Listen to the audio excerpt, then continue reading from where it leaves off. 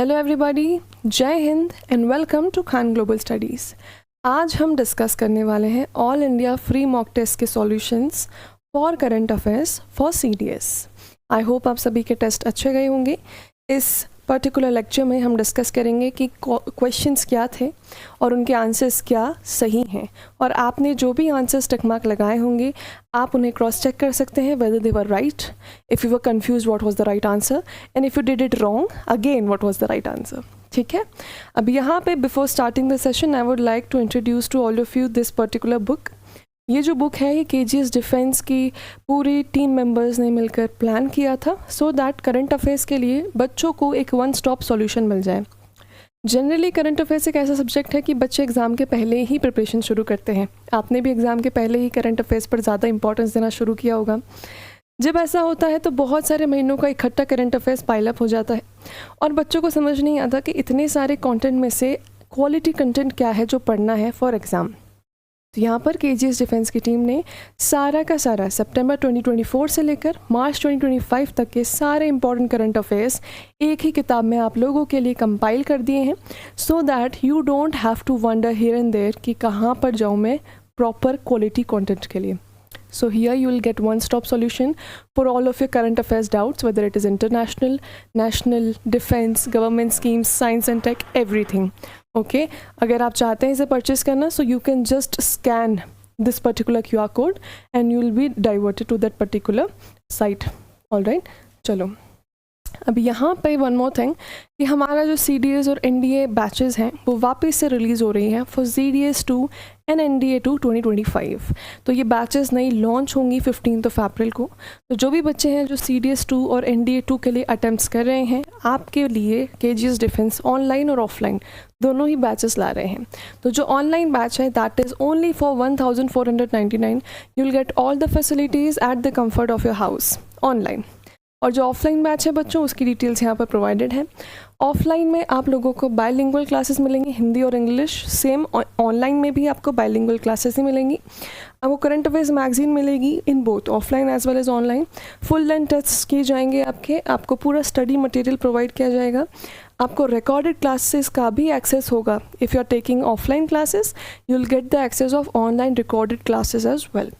Regular practice test होंगे बच्चों। इसी के साथ आपकी फिटनेस ट्रेनिंग और स्पोकन इंग्लिश पर भी ध्यान दिया जाएगा, because CDS SSB is not just a written exam. Written के बाद जो आपका SSB निकलता है, CDS NDA के रिटन के बाद जो आपका SSB निकलता है, that is the most important step if you want to get into forces, है ना।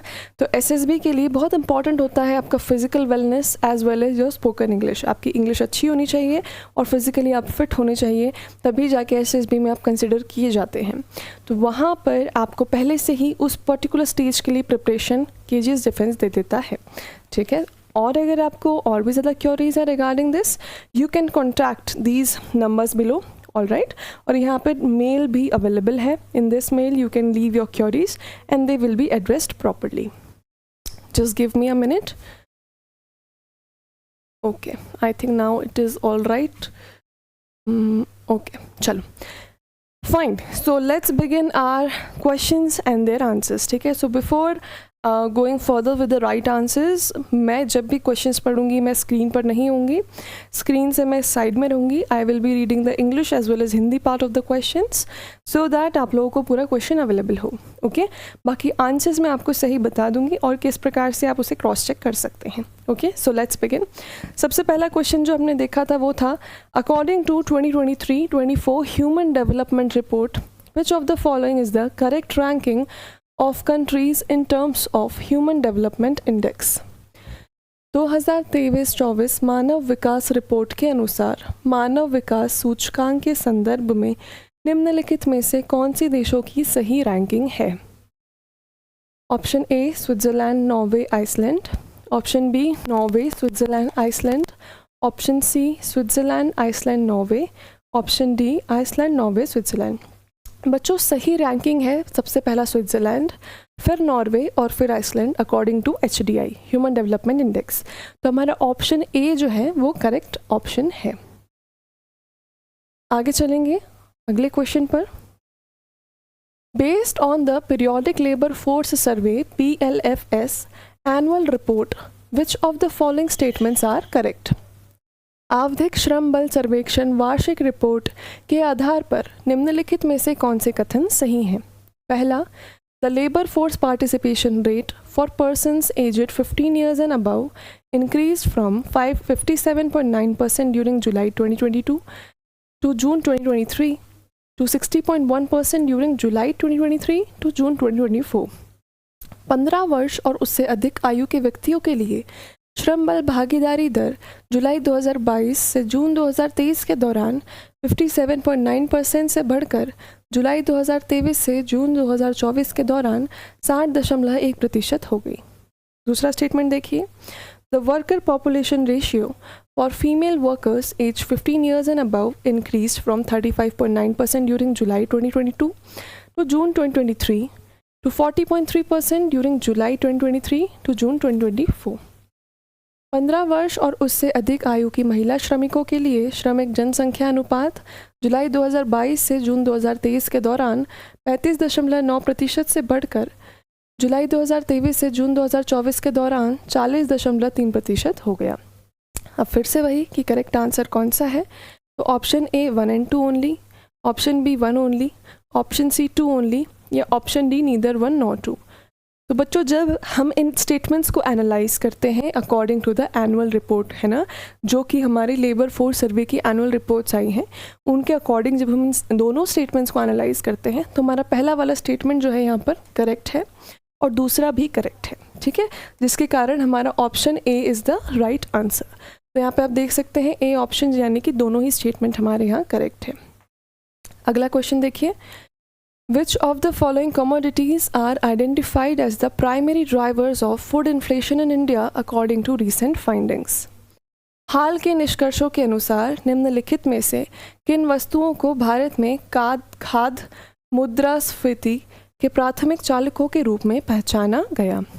1 मिल्क या दूध, 2 फिश यानी मछली, 3 टोबैको तंबाकू, 4 एडिबल ऑयल खाद्य तेल, 5 राइस चावल। अब बच्चों इसमें हमें देख के बताना है कि इन पांचों ऑप्शन में से भारत में, है ना, प्राइमरी ड्राइवर्स क्या हैं जो कि फूड इन्फ्लेशन बढ़ाते हैं, यानी कि इन्फ्लेशन मतलब खाने की महंगाई।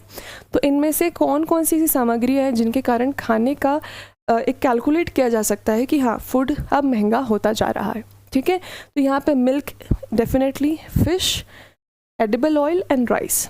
टोबैको नहीं है। तो 1 2 4 5 हमें किस ऑप्शन में दिख रहा है? ऑप्शन डी में, है ना। तो यहाँ पे इसीलिए the correct answer is option D. Okay, चलिए आगे चलते हैं। Recently the Storm Shadow and HIMARS missiles have been in the news. These missiles belong to which countries of origin respectively? पूछ रहे हैं कि हाल ही में स्टॉर्म शैडो, हिमार्स मिसाइलें चर्चा में रही हैं। ये मिसाइलें क्रमशः किस देश की हैं? ऑप्शन ए है USA Ukraine, B UK USA, C है रशिया और ईरान और डी है यूएसए और इजराइल।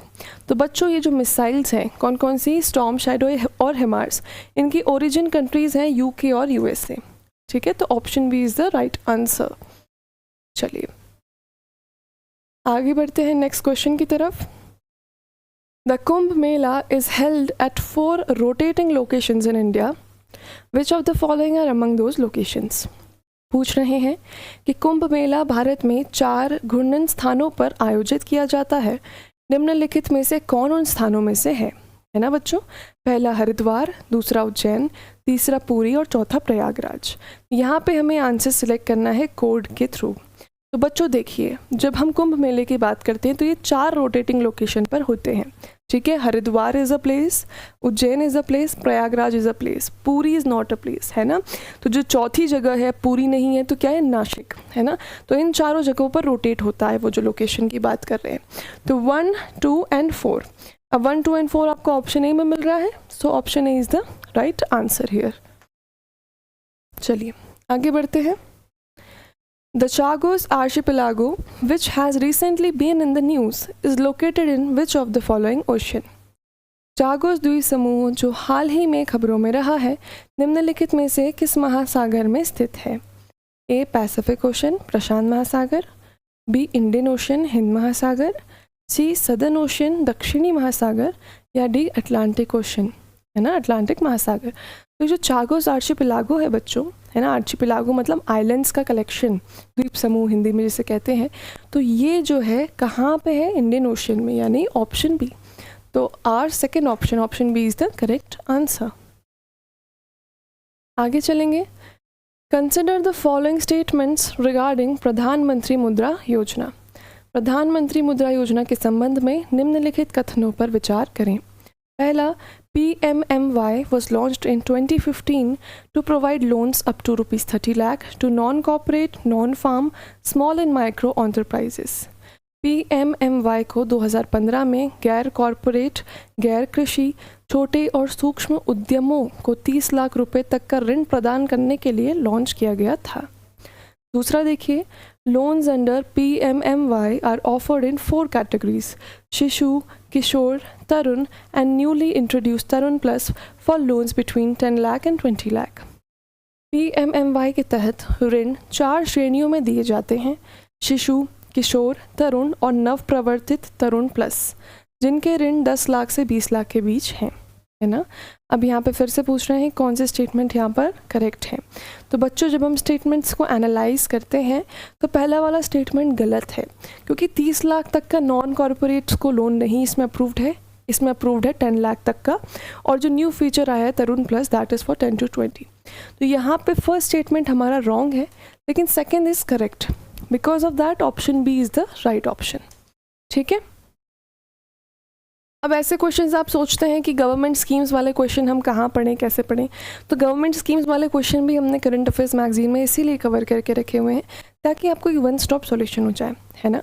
तो अगर आप अभी भी डाउटफुल है इन क्वेश्चंस को देख के कि मैंने ये नहीं पढ़ा, मुझे कहाँ से पढ़ने को मिलेगा, तो you can refer to the book that I was talking about. चलिए आगे चलते हैं 8th क्वेश्चन पर। Consider the following statements regarding nuclear weapons. परमाणु हथियारों के बारे में निम्नलिखित कथनों पर विचार करें। पहला, there are 9 countries recognized as possessing nuclear weapons including India, US and Russia। Bharat, संयुक्त राज्य अमेरिका और रूस सहित 9 देशों को परमाणु हथियार रखने के रूप में मान्यता प्राप्त है। अब यहाँ पर दूसरा, ऑपरेशन शक्ति इन 1998 marked India's formal entry into nuclear weapons club with a series of tests at Pokhran. 1998 में ऑपरेशन शक्ति के तहत पोखरण में परीक्षणों की एक श्रृंखला के साथ भारत का परमाणु हथियार क्लब में औपचारिक प्रवेश हुआ। फिर से वही कि कौन सा स्टेटमेंट सही है, तो यहाँ पर बच्चों first and second both the statements are correct, because of which option C both 1 and 2 is the right answer. ठीक है, ऑप्शन सी हमारा करेक्ट है। आगे चलते हैं 9th पर। Consider the following statement regarding dragon drones. Dragon drones के बारे में निम्नलिखित कथनों पर विचार कीजिए। पहला, dragon drones use thermite to burn through a wide range of material including military grade vehicles and even under water. Dragon drone विभिन्न प्रकार की सामग्रियों को जलाने के लिए थर्माइट का उपयोग करते हैं, जिनमें सैन्य ग्रेड वाहन और यहाँ तक कि पानी के नीचे भी शामिल है। दूसरा, these drones are designed to fly at high altitudes to increase the accuracy of their attacks and minimize detection। इन ड्रोनों को उनके हमलों की सटीकता बढ़ाने और पहचान को कम करने के लिए उच्च ऊंचाई पर उड़ान भरने के लिए डिज़ाइन किया गया है। फिर से वही कौन सा स्टेटमेंट करेक्ट है, 1 only, 2 only, both 1 and 2, neither 1 nor 2। अब बच्चों यहाँ पर जो पहला स्टेटमेंट है कि ड्रैगन ड्रोन्स जो थर्माइट इस्तेमाल करते हैं और वो पूरा जला देते हैं जो भी उनके मिलिट्री इक्विपमेंट्स हैं, टैंक्स हैं वगैरह वगैरह, तो उनके लिए काम आते हैं, तो बिल्कुल बिल्कुल सही स्टेटमेंट है फर्स्ट। अब सेकंड में कि ये ड्रोन डिज़ाइन किए गए हाई ऑल्टीट्यूड पर उड़ने के लिए, तो बच्चों अगर पहला स्टेटमेंट सही है तो आप खुद इमेजिन कीजिए कि इतने हाई ऑल्टीट्यूड से वो थर्माइट जो कि इन सब चीज़ों को जलाने के लिए इस्तेमाल किया जाता है वो एक्यूरेसी से कैसे स्प्रे कर पाएगा, है ना। डेफिनेटली वो स्प्रेड होगा because of the high altitude. तो यहाँ पे जो दूसरा स्टेटमेंट है हमारा रॉन्ग है, जिसके कारण ऑप्शन ए 1 only। जय हिंद प्यारे बच्चों, कैसे हैं आप सभी। मैं आपका अपना गुरु अमरीन श्रीवास्तव आप सभी का खान ग्लोबल में स्वागत करता हूं। उम्मीद करता हूं सारे बच्चे मस्त होंगे, बढ़िया जानदार शानदार लाजवाब पढ़ाई चल रही होगी। अभी आपने पेपर दिया होगा, काफ़ी अच्छा परफॉर्मेंस रहा होगा। उम्मीद करता हूँ all India open mock test था, फ्री टेस्ट था, सभी लोगों ने अच्छा किया होगा। चलिए अब डायरेक्टली इधर उधर की ना बात करते हो, सीधे एक्सप्लेनेशन पे आएंगे। तो पहले सबसे पहले देख लेते हैं हम लोग एक बेहतरीन जानदार शानदार इंफॉर्मेशन कि जो करंट अफेयर्स की मैगजीन है, ठीक है, अफेयर्स की जो मैगजीन है डिफेंस के, जो NDA, CDS, CAPF, AFCAT, Agniveer, CG CAT सबको टारगेट करते हुए हाफ ईयरली है। सितंबर 2024 से लेकर मार्च 2025 तक को टारगेट किया गया। इसमें यहाँ से क्यूआर स्कैन करके सीधे केजीएस स्टोर पे जा करके इस मैगजीन को आप परचेज कर सकते हैं डायरेक्टली, ठीक। इसके अलावा अगर हमारे बैचेस की बात करें तो ऑनलाइन बैच एनडीए सीडीएस का आ चुका है। आप वहां से जाकर के 1499 उसकी फीस रखी गई, तो उसे भी जाकर के साइट से परचेज कर सकते हैं। देहरादून में भी हमारे एनडीए फाउंडेशन बैच, जो 10वीं क्लास के बाद जो बच्चा तैयारी करना चाहता है उसके लिए एनडीए फाउंडेशन बैच है। सीडीएस 2 2025 और सीडीएस 1 2026 को टारगेट करते हुए भी दोनों बैच हैं, टारगेटेड बैच है। एनडीए भी टारगेटेड बैच आपका आ चुका है, तो दोनों सभी में क्लासेस आपके स्टार्ट हो जाएंगी और मतलब 15 अप्रैल के बाद सभी में क्लासेस आपकी रन हो जाएंगी। एसएसबी का इंटरव्यू भी आपका जो है प्रॉपर उसके लिए ट्रेनिंग कराई जाती है, जो आपके इस पोर्शन के अंदर ही इंक्लूड रहेगा। इसके अलावा अलग से एसएसबी करने हैं तो देहरादून तो करोल बाग में भी आपकी एसएसबी कराई जाती है। बैच के जो फीचर है, बाइलिंगुअल ऑफलाइन क्लास होगी, सारी ऑफलाइन क्लास होंगी इसमें जितने भी फीचर्स हैं। करंट अफेयर्स का मैगजीन भी आपको इसी बैच के अंदर ऐड है। Full length test, complete study material, मतलब कहीं से कुछ नहीं खरीदना है आपको। रिकॉर्डेड क्लास, जैसे मान लीजिए कोई क्लास छूट गया तो ऑनलाइन एक्सेस आपके पास रिकॉर्डर रखे, उस क्लास को देख सकते हैं। रेगुलर प्रैक्टिस भी होगा। फिजिकल फिटनेस, भाई फिजिकल फिट होना बेहद जरूरी है, डिफेंस में जा रहे हैं, फिजिकल फिट होना बेहद जरूरी है। स्पोकन इंग्लिश भी कराया जाएगा। इसका लोकेशन क्या है, सहस्त्रधारा रोड पे आप आ जाएगा, अपोजिट सेठी पेट्रोल पंप देहरादून में। किसी से पूछेंगे सहस्त्रधारा, हर कोई जानता है, वहां पर केजीएस सर्च कीजिएगा, बड़े आराम से मिल जाएगा। यहाँ पर नंबर भी दिया 9319243326 या 8757354880। ये 2 नंबर है, दोनों में से किसी नंबर पे आप कॉल करके भी डिटेल ले सकते हैं। चलिए सीधे क्वेश्चन की तरफ हम लोग इंटर करते हैं। ठीक, वैदिक आर्यन का प्रारंभिक धार्मिक प्रथा क्या थी? तो वैदिक आर्य लोगों की प्रारंभिक धार्मिक प्रथा क्या होगा? सिंपल सा लॉजिक है। तो वैदिक काल के आर्य लोग कोई मंदिर कोई पूजा करते थे? नहीं। तो सबसे पहले बात कर ले, भक्ति थी, तो भक्ति जैसा कोई शब्द नहीं आता। पूर्वजों के लिए अनुष्ठान प्रसाद होता था? नहीं होता था। तो वर्शिप ऑफ नेचर एंड यजना, ठीक है, मतलब अगर पूछे कि कोई दार्शनिक चिंतन ध्यान ऐसा तो कुछ नहीं होता था। ऋग्वैदिक काल की बात करें, कोई टेम्पल वगैरह था? तो आंसर क्या होगा? नहीं, कोई मंदिर नहीं था, नो टेम्पल था। वो लोग नेचर की पूजा करते थे। नेचर में जो चीजें ठीक होती थी उसके हिसाब से काम करते थे, यज्ञ करते थे। नेचर में जैसे इंद्र हो गए, इंद्र को कहते थे क्या? गॉड ऑफ रेन कहते थे, उनकी पूजा करते थे, मेन गॉड के रूप में इंद्र थे। इंद्र के बाद आते हैं कौन? अग्नि आते हैं। अग्नि को क्या करते थे भाई? आग के देवता, गॉड ऑफ फायर कहलाते थे, गॉड ऑफ फायर, इसलिए इनकी पूजा करते थे। वरुणा क्या कहलाते थे? वरुण की बात कर ले तो वरुण देवता कहलाते थे, गॉड ऑफ वाटर, भाई जल की पूजा करते थे। तो वैदिक काल के आर्य लोग क्या करते थे? सभी चीजों की पूजा करते थे जो उन्हें डर लगता था, ठीक है। तो सीधे प्रेयर करते थे, प्रार्थना करते थे, नेचर प्रकृति की पूजा और यज्ञ पर ज्यादा ध्यान देते थे। प्रारंभिक आर्यों की बात हो रही है। आर्य का मतलब होता है अपने आप को श्रेष्ठ मानते थे। आर्यंस का मतलब अपने आप को श्रेष्ठ मानते थे। आर्य लोग श्रेष्ठ मानते थे, बेस्ट मानते थे, उत्तम मानते थे, ठीक। चलिए, तो सी आंसर इसका। Who introduce the ring fence policy? East India company. who introduced the ring fence policy to defend the British East India Company frontier by creating buffer zone during the critical period of British rule in India? मतलब ring fence policy किसके द्वारा? ध्यान रखिएगा, जैसे मान लीजिए कोई territory है, ये कोई टेरिटरी है मान लीजिए, तो यहाँ पर दूसरी टेरिटरी है, तो बीच में यहाँ पर 2-3 राज्य हों, तो यहाँ पर बीच में क्या करना? एक राज्य को स्ट्रॉन्ग कर देना। जैसे एग्जाम्पल ले लीजिए, जैसे इस तरह से बना दीजिए, अगर आप इस तरह से कोई चीज क्रिएट कर दीजिए और यहाँ पर मान लीजिए थोड़े छोटे राज्य हों यहाँ पर, ठीक है, छोटे छोटे राज्य हैं, जो जस्ट एक एग्जाम्पल लेते हैं, ठीक, छोटे छोटे राज्य हों, ये सब कोई राज्य हो, बीच में यहाँ पर कई सारे राज्य हो मान लीजिए, ठीक, कई सारे राज्य हो। इन राज्यों को क्या कर देना? स्ट्रॉन्ग कर देना, मतलब इन्हें मजबूत बना देना। इन्हें क्या कर देना? इन्हें मजबूत बना देना, इन्हें मजबूत बना दीजिए, ठीक है। और इसी पॉलिसी को कहा जाता है रिंग फेंस पॉलिसी। इन्हें खूब स्ट्रॉन्ग कर दीजिए।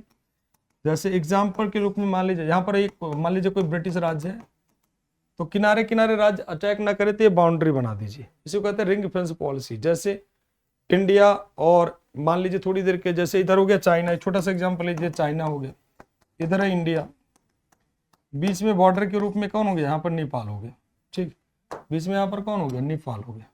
तो नेपाल को हम लोग क्या करें, मजबूत कर दें, बीच में कौन हो गया, नेपाल हो गया। अब नेपाल को हम लोग क्या कर दें, पावरफुल बना दें। तो उस तरीके से रिंग फेंस पॉलिसी, तो ये लोग भी उसी तरह से करते थे। तो ये करने वाला कोई और नहीं था, वॉरेन हेस्टिंग था। कहाँ पर गया, ये गया सी, वॉरेन हेस्टिंग ने इस पॉलिसी को लागू की थी।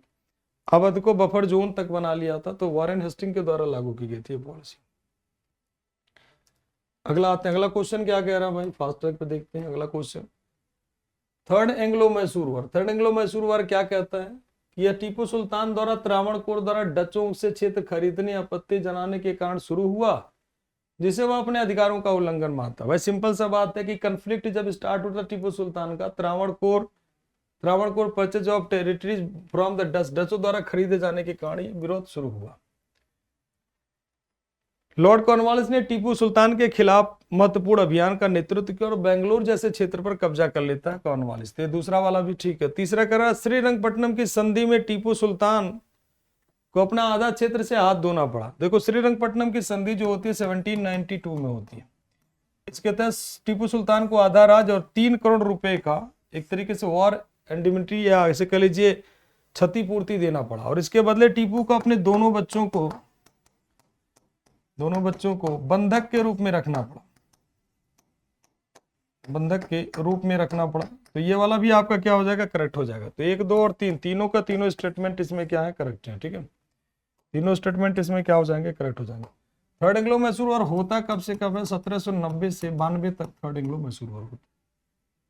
ठीक, और टीपू सुल्तान कहीं ना कहीं हार ही जाता है एक तरीके से।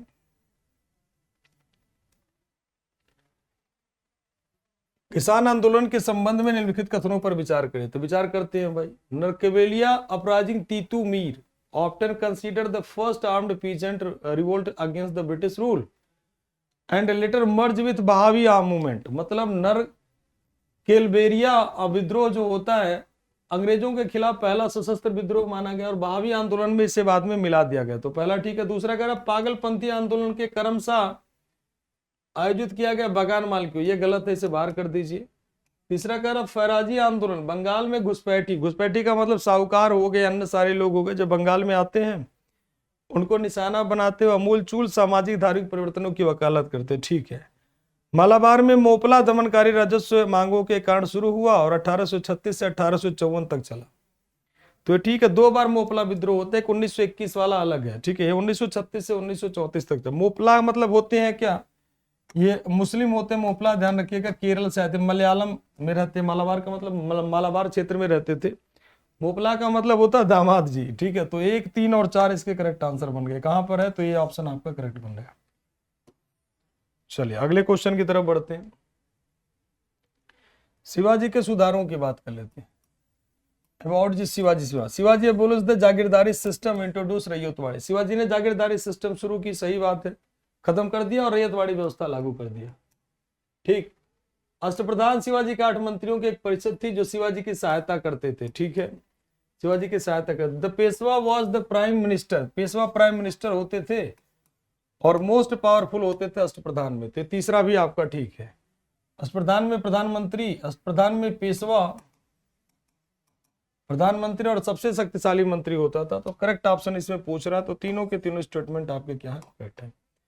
8 प्रधान शिवाजी के अष्टप्रधानों में अगर हम बात करें तो पेशवा हो गया, अमात्य हो गया, मजुमदार हो गया, वाकिया नवीस हो गया, सब हुआ करते थे।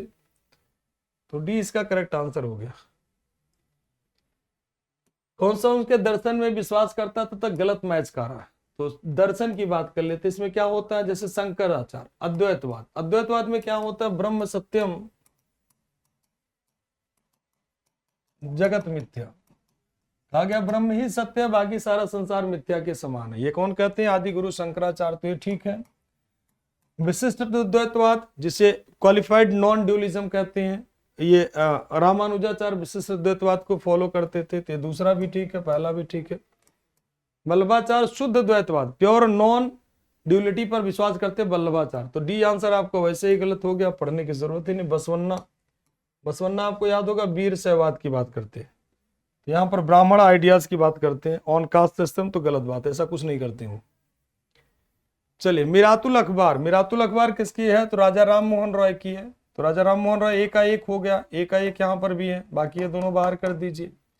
उदंड मारतंड जुगुल किशोर की है, तो बी का 2 यहाँ पर हो गया, बी का 3 इसे बाहर कर दीजिए, बाकी करेक्ट आंसर, मतलब सब एक दूसरे से मैच कर रहे हैं। ठीक, प्रत्यक्ष परिदर्शिका, परिदर्शिका विपिन चंद्रपाल की, इंडियन मिरर आपका देवेंद्रनाथ टैगोर की, तो करेक्ट आंसर आपका बी बन गया।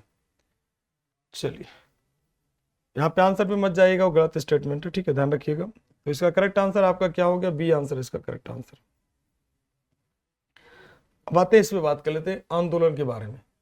Consider the following pair related to the movement and their leaders. जैसे all India Kisan Sabha, Swami Sahajanand Saraswati, the Pagalpanthis, Karam Shah, Asiatic Society of Bengal.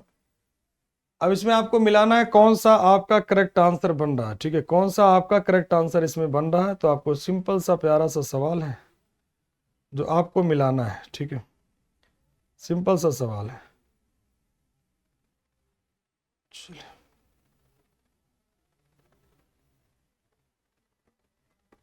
तो पागलपंथी आंदोलन की बात, अखिल भारतीय किसान सभा, स्वामी सहजानंद सरस्वती, सही या गलत, तो बिल्कुल सही बात है, इसमें कोई क्वेश्चन मार्क नहीं है। ठीक, स्वामी सहजानंद सरस्वती, अखिल भारतीय किसान सभा, तो ठीक है भाई।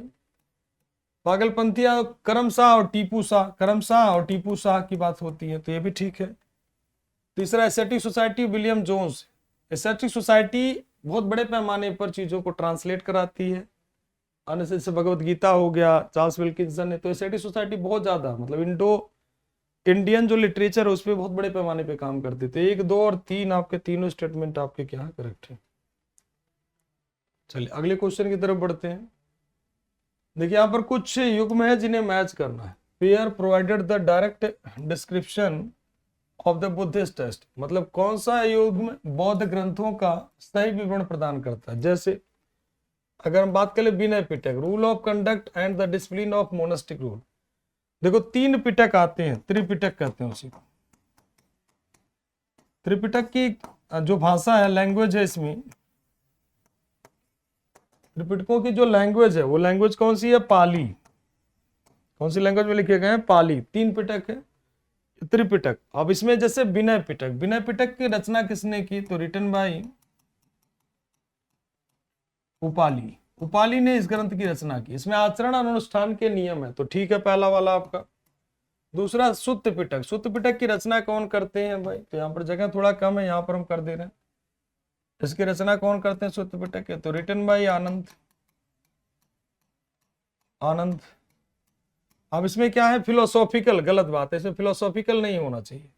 यहाँ पर क्या होना चाहिए, अभिधम्म पिटक होना चाहिए, मतलब एक दूसरे से रिवर्स है, तब फिलोसॉफिकल नहीं होना चाहिए, बल्कि ये यहाँ पर होना चाहिए और ये यहाँ पर होना चाहिए, एक दूसरे से रिवर्स है। ठीक, अभिधम्म पिटक में बुद्ध के निकाय की बात, तो यहाँ पर अभिधम्म पिटक की जगह यहाँ पर क्या होना चाहिए, सुत्त पिटक होना चाहिए, और यहाँ पर सुत्त की जगह यहाँ पर होना चाहिए अभिधम्म पिटक। ठीक, अभिधम्म की रचना मोगली पुत्र तिस्स ने किया था। अभिधम्म पिटक किसने लिखा था, मोगली पुत्र तिस्स ने। मोगली पुत्र तिस्स ने लिखा था, ध्यान रखिएगा, तो ये अलग ही हो जाता है। मोगली पुत्र तिस्स का रचना है, तो ध्यान रखिएगा, बिना पिटक सुत्त पिटक, तो दोनों गलत हैं, 2 और 3 ये दोनों इंटरचेंज है। तो पूछ क्या रहा, सही क्या, तो सही इसमें एक ही बन रहा है।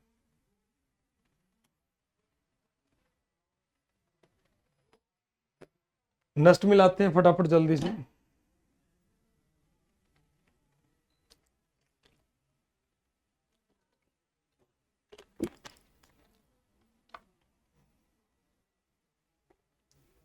तो देखते हैं कालीबंगा। कालीबंगा का मतलब हो गया प्लॉट फील्ड। कालीबंगा में क्या मिलता है, जुते हुए खेस का साच। कालीबंगा मीन्स क्या होता है,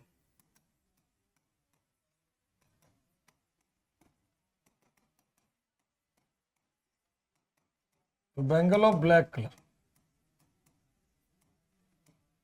मतलब क्या, काले रंग की चूड़ियां कहते हैं कालीबंगा। ठीक है, कालीबंगा है कहां पर, राजस्थान में है। कालीबंगा कहां पर है, तो ध्यान रखिए, कालीबंगा राजस्थान में है। कालीबंगा की खोज किसने किया था, कालीबंगा कहां पर है, राजस्थान में। कालीबंगा को डिस्कवर किसने किया था, तो अमलानंद घोष के द्वारा। अमलानंद घोष, बीबी लाल, और किसके द्वारा, बीके थापर के द्वारा। ठीक, तो यहाँ पर जुते हुए खेत का साक्ष्य मिलता, तो ए का 2 देखो यहाँ पर है, ए का 2 यहाँ पर है भाई, तो ये खत्म हो गया, ये खत्म हो गया भाई। अब 2 ऑप्शन बना, या तो ए ऑप्शन हो या तो सी ऑप्शन हो। दूसरा कह रहा है जखेरा, जखेरा में क्या मिलता है, लैपिस लाजुली मिलता है, यहां पर मार्क कर दीजिए। तो बी का 2 होना चाहिए, इसमें नहीं है तो ये भी खत्म हो गया। तो आपका ऑप्शन के रूप में क्या बच रहा है, सी आंसर आपका बच रहा है। ठीक, तीसरा क्या कह रहा है, सूर्त घोई। अब सूर्त घोई में चेक कर लो क्या मिलता है भाई, लोहे का हल है, तो यहाँ पर लोहे का प्लॉवेट शेयर, लोहे का हल मिलता है। ठीक है, और बात कर लेते हैं बनवाली से क्या मिलता है, टेराकोटा, तो बनवाली से टेराकोटा का हल मिलता है। ठीक, लोहे का हल सूर्त घोई से खाली मिलता है, चलो लोहे का, इसीलिए तो डाउट आता है कि बाद में सूर्त घोई होता तो लोहे का प्रयोग तो ये लोग करते नहीं थे, फिर कैसे मिलता, तो एक अनुमान लगाया कि भाई वहां पर रहा होगा। निम्नलिखित राजवंशों का क्रम बताना है आपको, देखो इनके क्रम की अगर हम बात कर लेते हैं तो कादम्ब वंश, कण्व वंश, सातवाहन वंश, गंग वंश। तो सबसे पहले कण्व वंश आता है, कण्व वंश की इंड करने के बाद कौन सा वंश आता है, तो उसके बाद सातवाहन वंश बनता है। तो 2 पहले नंबर पे 2 आना चाहिए, तो 2 यहां पर है, 2 यहां पर है, यहाँ पर 3 3 है, इन दोनों को बाहर कर दीजिए भाई। मौर्यन डायनेस्टी की याद करो, तो यही तो आता है आपको, शुंग वंश, शुंगा, फिर कण्व, और फिर क्या होता है, सातवाहना, ये तो होता है, इसका क्रम तो यही बनता है। तो देख लेते, गंग वंग तो बात की बात आती है। तो सबसे पहले शुंग बना, शुंग है नहीं, तो कंड सातवाहन है, तो कंड सातवाहन यहीं पे क्रम पे है। उसके बाद में आपका आ जाता है 1 नंबर, 1 नंबर का मतलब हो गया कदम्ब, और फिर सबसे लास्ट में आ गया गंग वंश। तो क्वेश्चन थोड़ा बहुत आसान है, बड़ा आराम से बन गया, कोई दिक्कत नहीं हुआ। अगला क्वेश्चन की तरफ बढ़ते हैं। अगला क्वेश्चन क्या कह रहा है भाई अगला क्वेश्चन क्या कह रहा है, ध्यान से देखिएगा। Consider the following statement Madan Mohan Malviya, Madan Mohan Malviya के बाद में बात कर ले। He given the title of Mahamana by S Radhakrishnan. तो देखो मदन मोहन मालवीय को महामाना की उपाधि एस राधा कृष्णन ने नहीं दिया था, बल्कि किसने दिया था, तो भाई गांधी जी। किसने दिया था, गांधी जी ने दिया था। किसके द्वारा दिया गया, भाई गांधी जी। ठीक है, गांधी जी देते हैं। एस्टैब्लिश हिंदू महासभा 1915 में मदन मोहन मालवीय बड़े बड़े जग जाहिर हिंदू महासभा बनाते हैं। He was founder of BHU, help करते हैं, मतलब हिंदू महासभा की स्थापना में हेल्प करते हैं, कुल मिला के कहने का मतलब ये है। बीएचयू के फाउंडर माने जाते हैं, तो ये भी ठीक है। संस्थापक थे। अभ्युदय मर्यादा, ये 2 पब्लिकेशन होता है, इन्हीं का था, तो ये भी ठीक है। तो करेक्ट आंसर आपका क्या बन रहा है भाई, 1 2 3 और 4। तो 2 3 और 4, इसको देखो ऐसे भी मार कर सकते हो अगर आप समझना चाहो। तो पहला आपका गलत है ना, तो यहां से आप चाहो तो इसको अलग कर दो, पहला गलत यहाँ पर है, पहला गलत यहाँ पर है, पहला गलत यहाँ पर है। एलिमिनेशन प्रोसेस अगर यूज करोगे तब इसका आंसर आपका निकल जाएगा। ठीक है, एक एक देखो, तीनों में गलत कर दीजिए भाई, एक गलत है, नहीं तो पक्का पला है कि एक गलत है। तो एक यहाँ पर है, ये गलत हो गया, एक यहाँ पर है, ये गलत हो गया, एक यहाँ पर है, ये गलत हो गया, तो आंसर आपका वैसे नेचुरल भी बन गया। इसको एलिमिनेशन प्रोसेस कहते हैं। ब्रिटिश भारत के दौरान शुरू की गई जमींदारी प्रथा के संबंध में कौन सा कथन सही नहीं है। चलो देखते हैं भाई, जमींदारी प्रथा क्या कहलाती है, जमींदारी प्रथा के बारे में कौन सा स्टेटमेंट आपका सही नहीं है। ठीक है, चलिए देखते हैं जमींदारी प्रथा। Zamindari system was introduce by Lord Cornwallis in 1793 through permanent settlement act. तो ठीक है, 1793 में अस्थायी बंदोबस्त को ही जमींदारी व्यवस्था कहते हैं, तो पहला स्टेटमेंट आपका ठीक है। इस प्रणाली के तहत जमींदार भूमि के अस्थायी मालिक होते हैं और किसानों से लगान वसूलते हैं, जो किराएदार बन जाते हैं। ठीक है, तो ये भी ठीक है। जमीन का मालिक कौन होता है, जमींदार, वो जितना चाहे उतना कर ले, उसके ऊपर डिपेंड करता है। एकत्रित कर को, मतलब जो भी टैक्स वसूला जा रहा है, ठीक है, उस टैक्स को क्या करते थे लोग, एकत्रित कर का एक भाग तय होता था, 11 भागों में विभाजित किया जाता था, जिसमें 1/11 भाग जमींदार रखता था और 10/11 भाग किसको देना पड़ता था, ईस्ट इंडिया कंपनी को देना पड़ता था। तो तीसरा भी आपका ठीक है। चौथा आपका, किसान की इच्छा के आधार पर भुगतान नगद या कैश में दे, तो ऐसा कुछ नहीं, सब कुछ जमींदार डिसाइड करता था, किसान का कोई लेना देना था ही नहीं। तो चौथे को गलत कर दीजिए, 1 2 3, 3 स्टेटमेंट आपके गलत थे। इसमें कर का दर भी फिक्स नहीं था, ध्यान रखिएगा। इसमें एग्रीमेंट किससे, डायरेक्टली जमींदार से हो रहा है। तो टैक्स क्या होता था, नॉट फिक्स, तय नहीं था, ये सब कुछ जमींदार डिसाइड करता था। जमींदार कितना कर लेना है, कितना नहीं लेना है। ठीक, इसमें एक रूल भी लागू था, सनसेट रूल लागू था, इसमें एक रूल भी लागू था जिसे कहा गया सनसेट रूल। लेकिन जब तक सूर्य दिख रहे, एक डेट फिक्स कर दिया कि इतनी तारीख को आपको कर देना है, और अगर सूर्य डूब गया और कर पहुंचाने में देर कर दिया तो आपकी जमीन जब्त कर ली जाती है, उसी को सूर्यास्त का नियम कहते थे। ज्यामिति पर के माप पर आधारित शुल्ब सूत्र ग्रंथ के लेखक कौन है? तो शुल्ब सूत्र आप सभी को पता, शुल्ब का मतलब होता है रस्सी और सूत्र का मतलब होता है लिखना। तो एक ज्योमेट्री पर आधारित है जिसके द्वारा वेदी का निर्माण किया जाता था, वेदियों का निर्माण होता था, वेदियों का निर्माण जिसमें किया जाता था।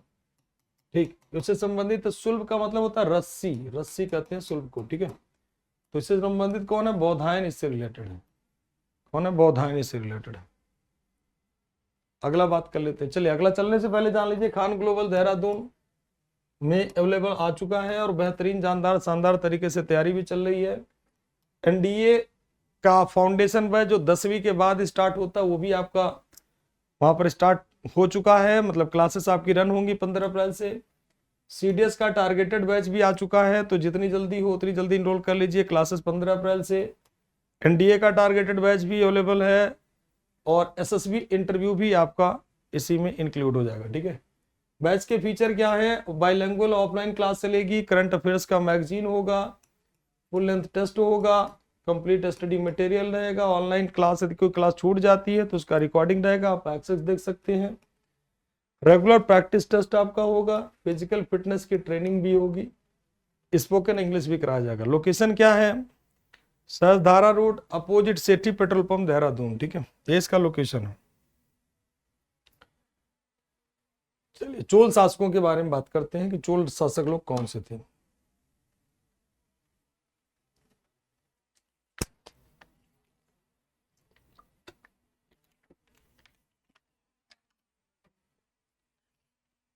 Consider the following statement regarding the Chola rulers. Chola शासकों के बारे में आपको बताना है। Rajendra Chola defeated Mahipala Bengal during the north campaign, also assume the title of Gangaikonda. बिल्कुल, राजेंद्र चोल को हराने के, राजेंद्र चोल ने क्या किया था? राजेंद्र चोल को क्या कहते हैं? इसे कहते हैं नेपोलियन ऑफ साउथ इंडिया, दक्षिण भारत का नेपोलियन कहा गया। इसने कहा था, वीए स्मिथ ने कहा था, विंसेंट आर्थर स्मिथ कहते हैं। इसके समय चोल साम्राज्य अपने क्लाइमैक्स से पहुंचता है, चोल साम्राज्य का गोल्डन एज कह सकते हैं इसके टाइम। तो इसके अभियान में बंगाल को जीतता है और फिर गंगईकोंड की उपाधि भी लेता है, और गंगईकोंड चोलपुरम नगर भी बनाता है, एक नगर भी बनाता है, गंगईकोंड चोलापुरम नगर भी बनाता है। गंगईकोंड चोलापुरम मतलब एक नगर भी बनाता है।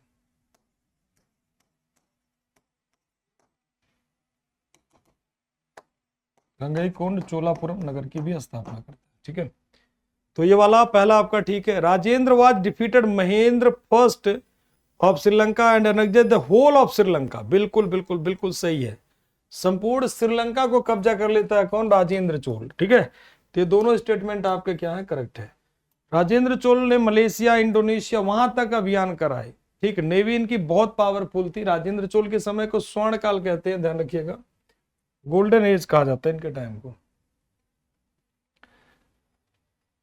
Consider the following statement regarding शक और कुषाण। शक और कुषाण, शक और कुषाण की अगर हम बात कर लेते हैं तो बात करें, they did not have their script, language, religion and they adopted this element culture from India.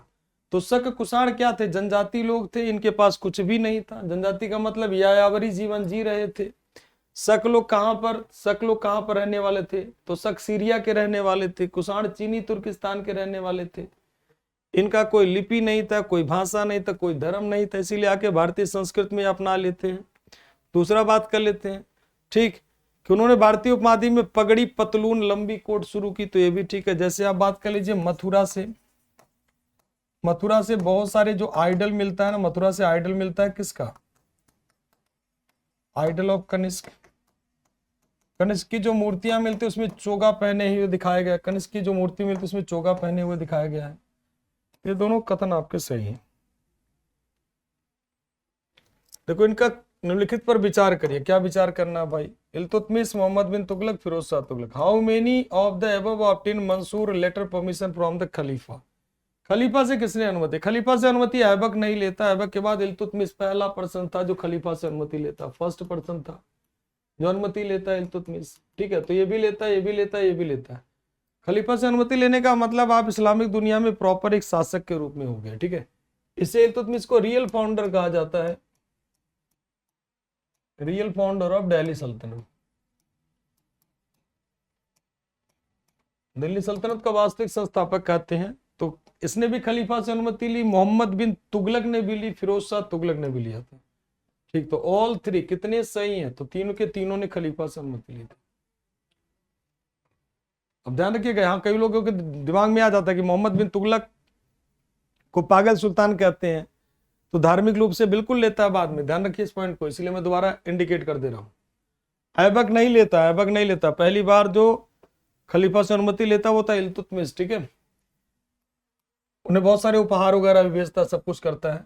So for who among the following said so far as Bengal is concerned, Vivekanand may be regarding as the spiritual father of modern nationalist movement? भाई आंदोलन के आध्यात्मिक पिता सुभाष चंद्र बोस। सुभाष चंद्र बोस के जो गुरु थे, इनके दो टीचर थे। सुभाष चंद्र बोस के जो टीचर की अगर बात करोगे तो इनके दो टीचर थे, कि स्पिरिचुअल टीचर। तो स्पिरिचुअल टीचर अपना मानते थे किसको? स्वामी विवेकानंद को मानते थे। ठीक है, और इनके दो टीचर थे, एक होते हैं स्पिरिचुअल और दूसरे होते हैं पॉलिटिकल। एक होते हैं कौन? स्पिरिचुअल, और दूसरे होते हैं कौन? पॉलिटिकल। स्पिरिचुअल कौन होते हैं इनके गुरु? तो विवेकानंद जी।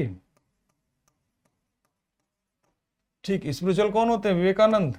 और पॉलिटिकल कौन होते हैं इनके? तो CR दास जी। ठीक, तो सुभाष चंद्र बोस जी उन्हें स्पिरिचुअल टीचर के रूप में कहते हैं।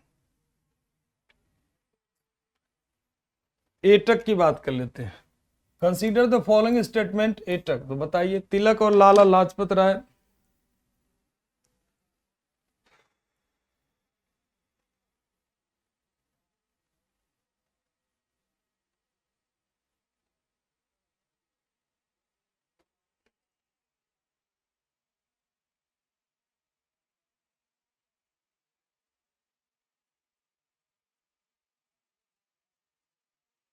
चले।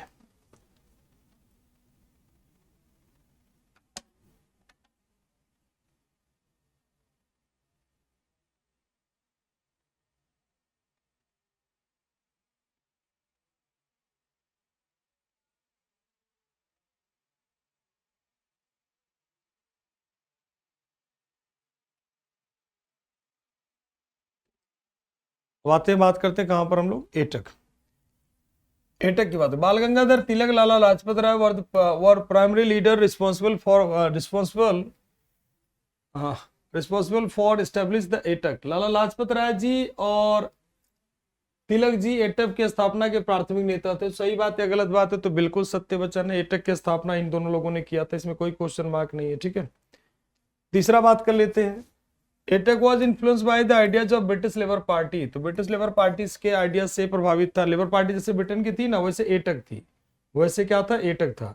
31 अक्टूबर 1920 को इसे फाउंड किया गया था, और इसके पहले चेयरमैन के रूप में होते हैं, the first chairman of AITUC was Lala Lajpat Rai. यहाँ पर जोसेफ बैप्टिस्ट दिया तो गलत कर दीजिए, लाला लाजपत राय कर दीजिए। ठीक है, तो ये आपका करेक्ट आंसर बन गया। क्या 1 और 2 आपका करेक्ट आंसर बन गया? ठीक है, 1 और 2 इसका करेक्ट ऑप्शन बनेगा। अगले क्वेश्चन की तरफ जाए। कैलाशनाथ मंदिर। कैलाशनाथ मंदिर का निर्माण कृष्ण फर्स्ट के द्वारा कराया गया। देखो, 2 कैलाशनाथ मंदिर है। ठीक है, 2 कैलाशनाथ मंदिर है। तो कैलाशनाथ मंदिर कौन सा? एक नरसिंह वर्मन वाला है, 2 है। ठीक, तो कैलाशनाथ मंदिर कृष्ण फर्स्ट के द्वारा भी बनाई गई है। अब ये कैलाशनाथ टेम्पल कहां पर? तो कांचीपुरम वाले पल्लव वंश वाला है। ठीक है, तो कांचीपुरम। ये कैलाशनाथ मंदिर मतलब कैलाश के माउंटेन से इंस्पायर भी है। तो भोलेनाथ का मंदिर है कैलाशनाथ मंदिर, मोनोलिथिक टेम्पल है, एक ही से बनाया गया। ठीक है, इसको मिलाना है आपको, ध्यान रखिएगा।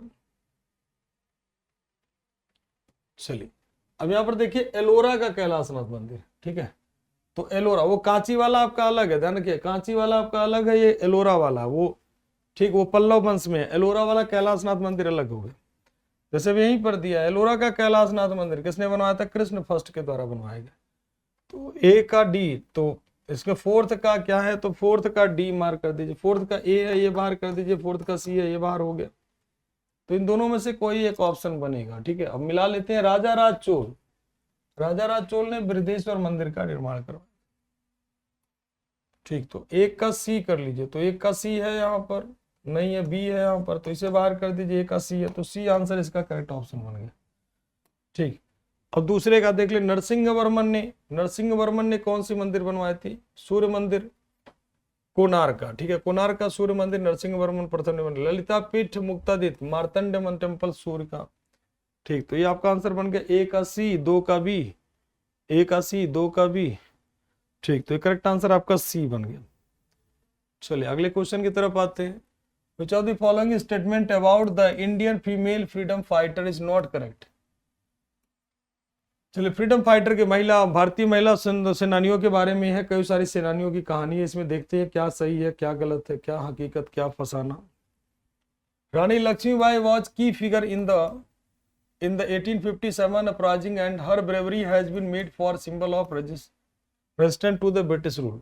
देखो 1857 के विद्रोह की जो मेन चेहरा थी रानी लक्ष्मीबाई, वो बाद में आंदोलन के, ब्रिटिश शासन के प्रतिरोध का प्रतीक बन गया। देखो आज भी हम लोग कहते हैं खूब लड़ी मर्दानी, वो तो झांसी वाली रानी थी, तो इसमें कहीं कोई क्वेश्चन मार्क नहीं। पहला आपका ठीक है। दूसरा कह रहा अरुणा आसफ अली, जिन्होंने भारत छोड़ो आंदोलन में महत्वपूर्ण भूमिका निभाई, मरणोपरांत 1997 में भारत रत्न से सम्मानित किया गया। हमारे देश में एक सबसे बड़ी विडंबना है कि जब कोई मर जाता है तब सम्मानित करते हैं, अरे जिंदा रहते सम्मानित कर दो, ताकि उस सम्मान का कोई लाभ उठा पाए, उस सम्मान से वो जी पाए। हमारे देश की सबसे बड़ी विडंबना यही है कि सब मरणोपरांत दे रहे। अरे मरणोपरांत इंसान के लिए क्या है? LIC की पॉलिसी थोड़ी है कि जब मर गया इंसान उसके बाद करवा लो भाई। मरने के बाद कहते हैं घर वालों को करोड़ों रुपए। अरे जब मर गया इंसान तो देखने आ रहा घर वाले कैसे है, सही सलामत है या खराब है। जिंदा रहते तो लाभ पाई नहीं पाता, तो भाई मरने के बाद थोड़ा जिंदा रहते देते तो। और बेटा चलो फिलहाल तो आते हैं अरुणा आसिफ अली। अरुणा आसिफ अली को ध्यान रखिएगा, इन क्विट ऑफ मतलब heroine of quit India movement भी कहलाती हैं अरुणा आसिफ अली जी। कमला नेहरू ने असहयोग आंदोलन के दौरान भारतीय राष्ट्रीय आंदोलन में कांग्रेस के सक्रिय नेता में काम किया और कांग्रेस की पहली भारतीय महिला अध्यक्ष बनी। कांग्रेस की पहली भारतीय महिला अध्यक्ष कमला नेहरू नहीं थी, बल्कि कांग्रेस की पहली महिला अध्यक्ष कौन बनती है? कांग्रेस की पहली भारतीय महिला अध्यक्ष की बात करें तो श्रीमती सरोजनी नायडू बनती है। सरोजनी नायडू बनती है, ध्यान रखिएगा। तो ये आपके गलत हो गए सी वाले। ठीक है, अच्छा इसमें एक ही फाइंड आउट करना, तो सी को बाहर कर दीजिए। ठीक है, डी आपका करेक्ट होगा। देखते हैं डी क्या है करें। ठीक, ध्यान रखिएगा। रानी लक्ष्मीबाई कहां पर? झांसी। कहते हैं खूब लड़ी मर्दानी हो तो झांसी। सुचित्रा कृपलानी भारतीय छोड़ो आंदोलन में सक्रिय नेताओं के सक्रिय भागीदारी होने के बाद किसी भी राज्य की महिला मुख्यमंत्री बनी। ठीक है, हाँ सही बात है, तो ये भी आपका करेक्ट है। वॉलोंग की लड़ाई, देखो वॉलोंग, बैटल ऑफ वॉलोंग। बैटल ऑफ वॉलोंग क्या होता है? अरुणाचल प्रदेश का नाम सभी ने सुना होगा। अरुणाचल प्रदेश में एक वॉलोंग एक शहर है, वहां के सिपाहियों ने डटकर अंग्रेजों का मुकाबला किया था। भारतीय सिपाही जब 1962 की लड़ाई चल रही थी, Indo China war, Indo China war जब चल रहा था ना 1962 में, उस दौरान इन्होंने डटकर मुकाबला किया और जब तक बुलेट खत्म नहीं हुआ आखिरी बुलेट तक लड़ते रहे।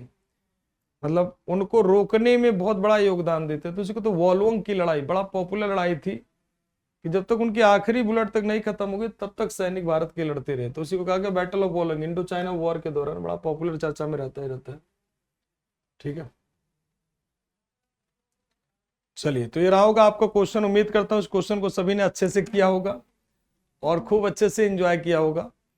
अब देखो एग्जाम का समय आ गया, ओपन टेस्ट आपने दे दिया होगा और एग्जाम आ गया। अब एक हफ्ते बचे हैं बेटा। जो जो लगे आपको कि अभी भी मुझे यहाँ काम करना, उस पॉइंट को जरूर काम करके जाइए, क्योंकि एग्जाम में कब कहाँ से सवाल पूछ रहे आपको बढ़िया से ना आपको पता है ना हमें पता है। क्योंकि एग्जामिनर के माइंड में क्या चल रहा है, जैसे हम लोग क्या कहते थे पहले, कहते थे मॉडर्न हिस्ट्री पढ़ लो बेटा काम बन जाएगा। अभी आप देखो CDS के पेपर में पिछला सेक्शन उठा के देख लीजिए, पिछले दो चार बार के बारे में एंसेंट हिस्ट्री भर भर के दे रहा, मिडावल गायब कर दे रहा। कुछ भी मतलब आप एक नहीं कर सकते हो कि इस एरिया से पढ़ने से खाली सिलेक्शन हो जाएगा। तो अभी एक हफ्ता बचा हुआ है, जो जो क्षेत्र में आपने काम नहीं किया उस क्षेत्र में काम कर लीजिए, ठीक है। तो चलिए आज का सेशन हम लोग यहीं पे रखते हैं। थैंक यू टू ऑल और best of luck for future. सभी लोगों को अच्छे से एग्जाम देना है और जो क्षेत्र आपका कमजोर है उस पर काम करो। Thank you. Well Jain commandos कैसे हैं सब लोग भाई? भाई आपका मॉक टेस्ट हुआ है और मुझे लगता है आपने बहुत अच्छा किया होगा। ठीक है जी, आपके लिए एक अपॉर्चुनिटी थी अपने लेवल को जांचने के लिए। खैर आज आपके सामने प्रस्तुत हुए हैं भाई इसका सॉल्यूशन लेके।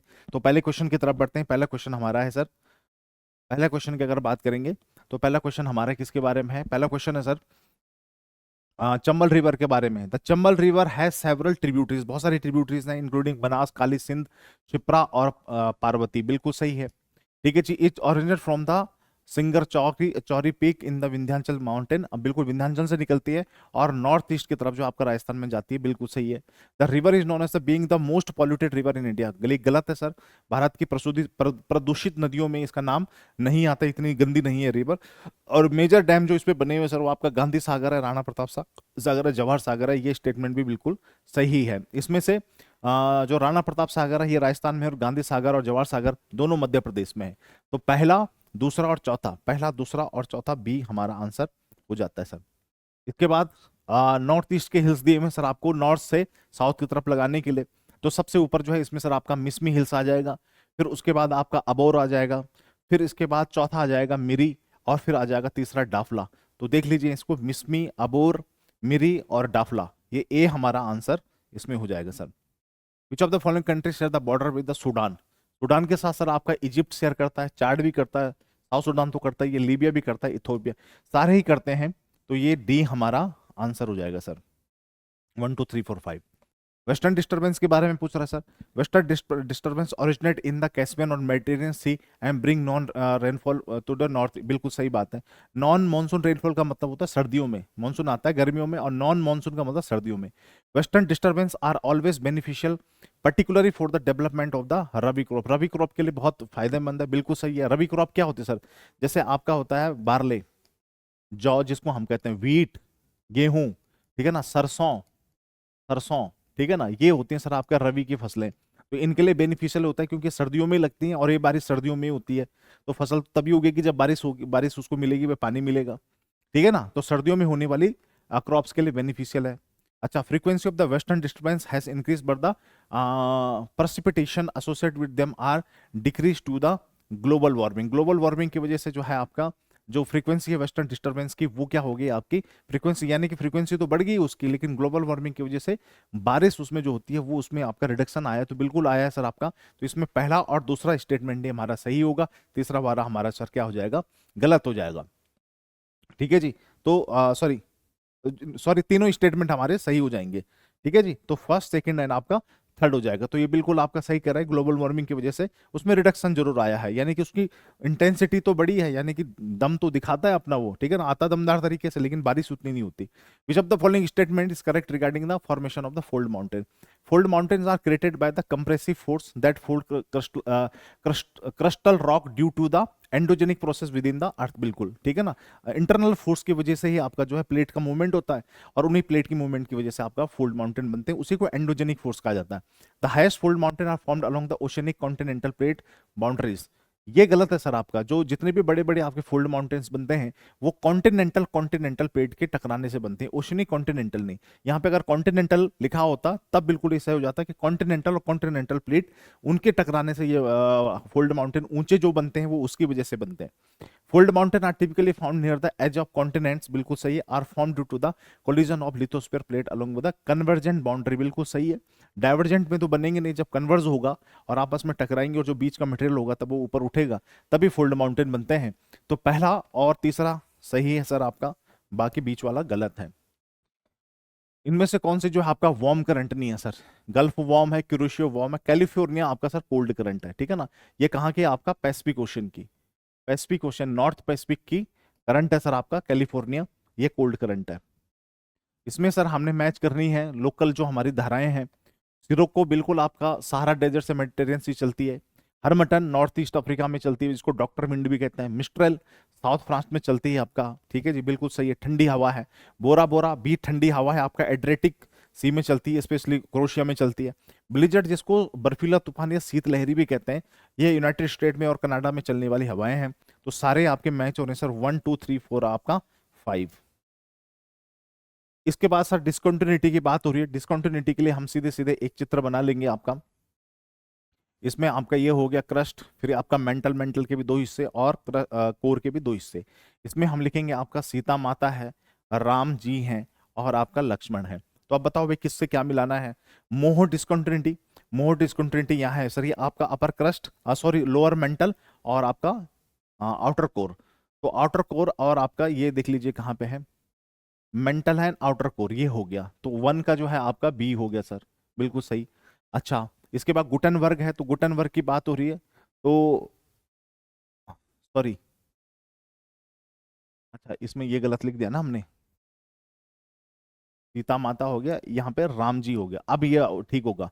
तो यहाँ पे जैसे मोह की बात हो रही है, तो मोह हमारी कौन सी है, मोह डिस्कंटिन्यूटी करती है आपका अपर क्रस्ट, ये हो गया हमारे अपर, ये सॉरी लोअर क्रस्ट और अपर मेंटल।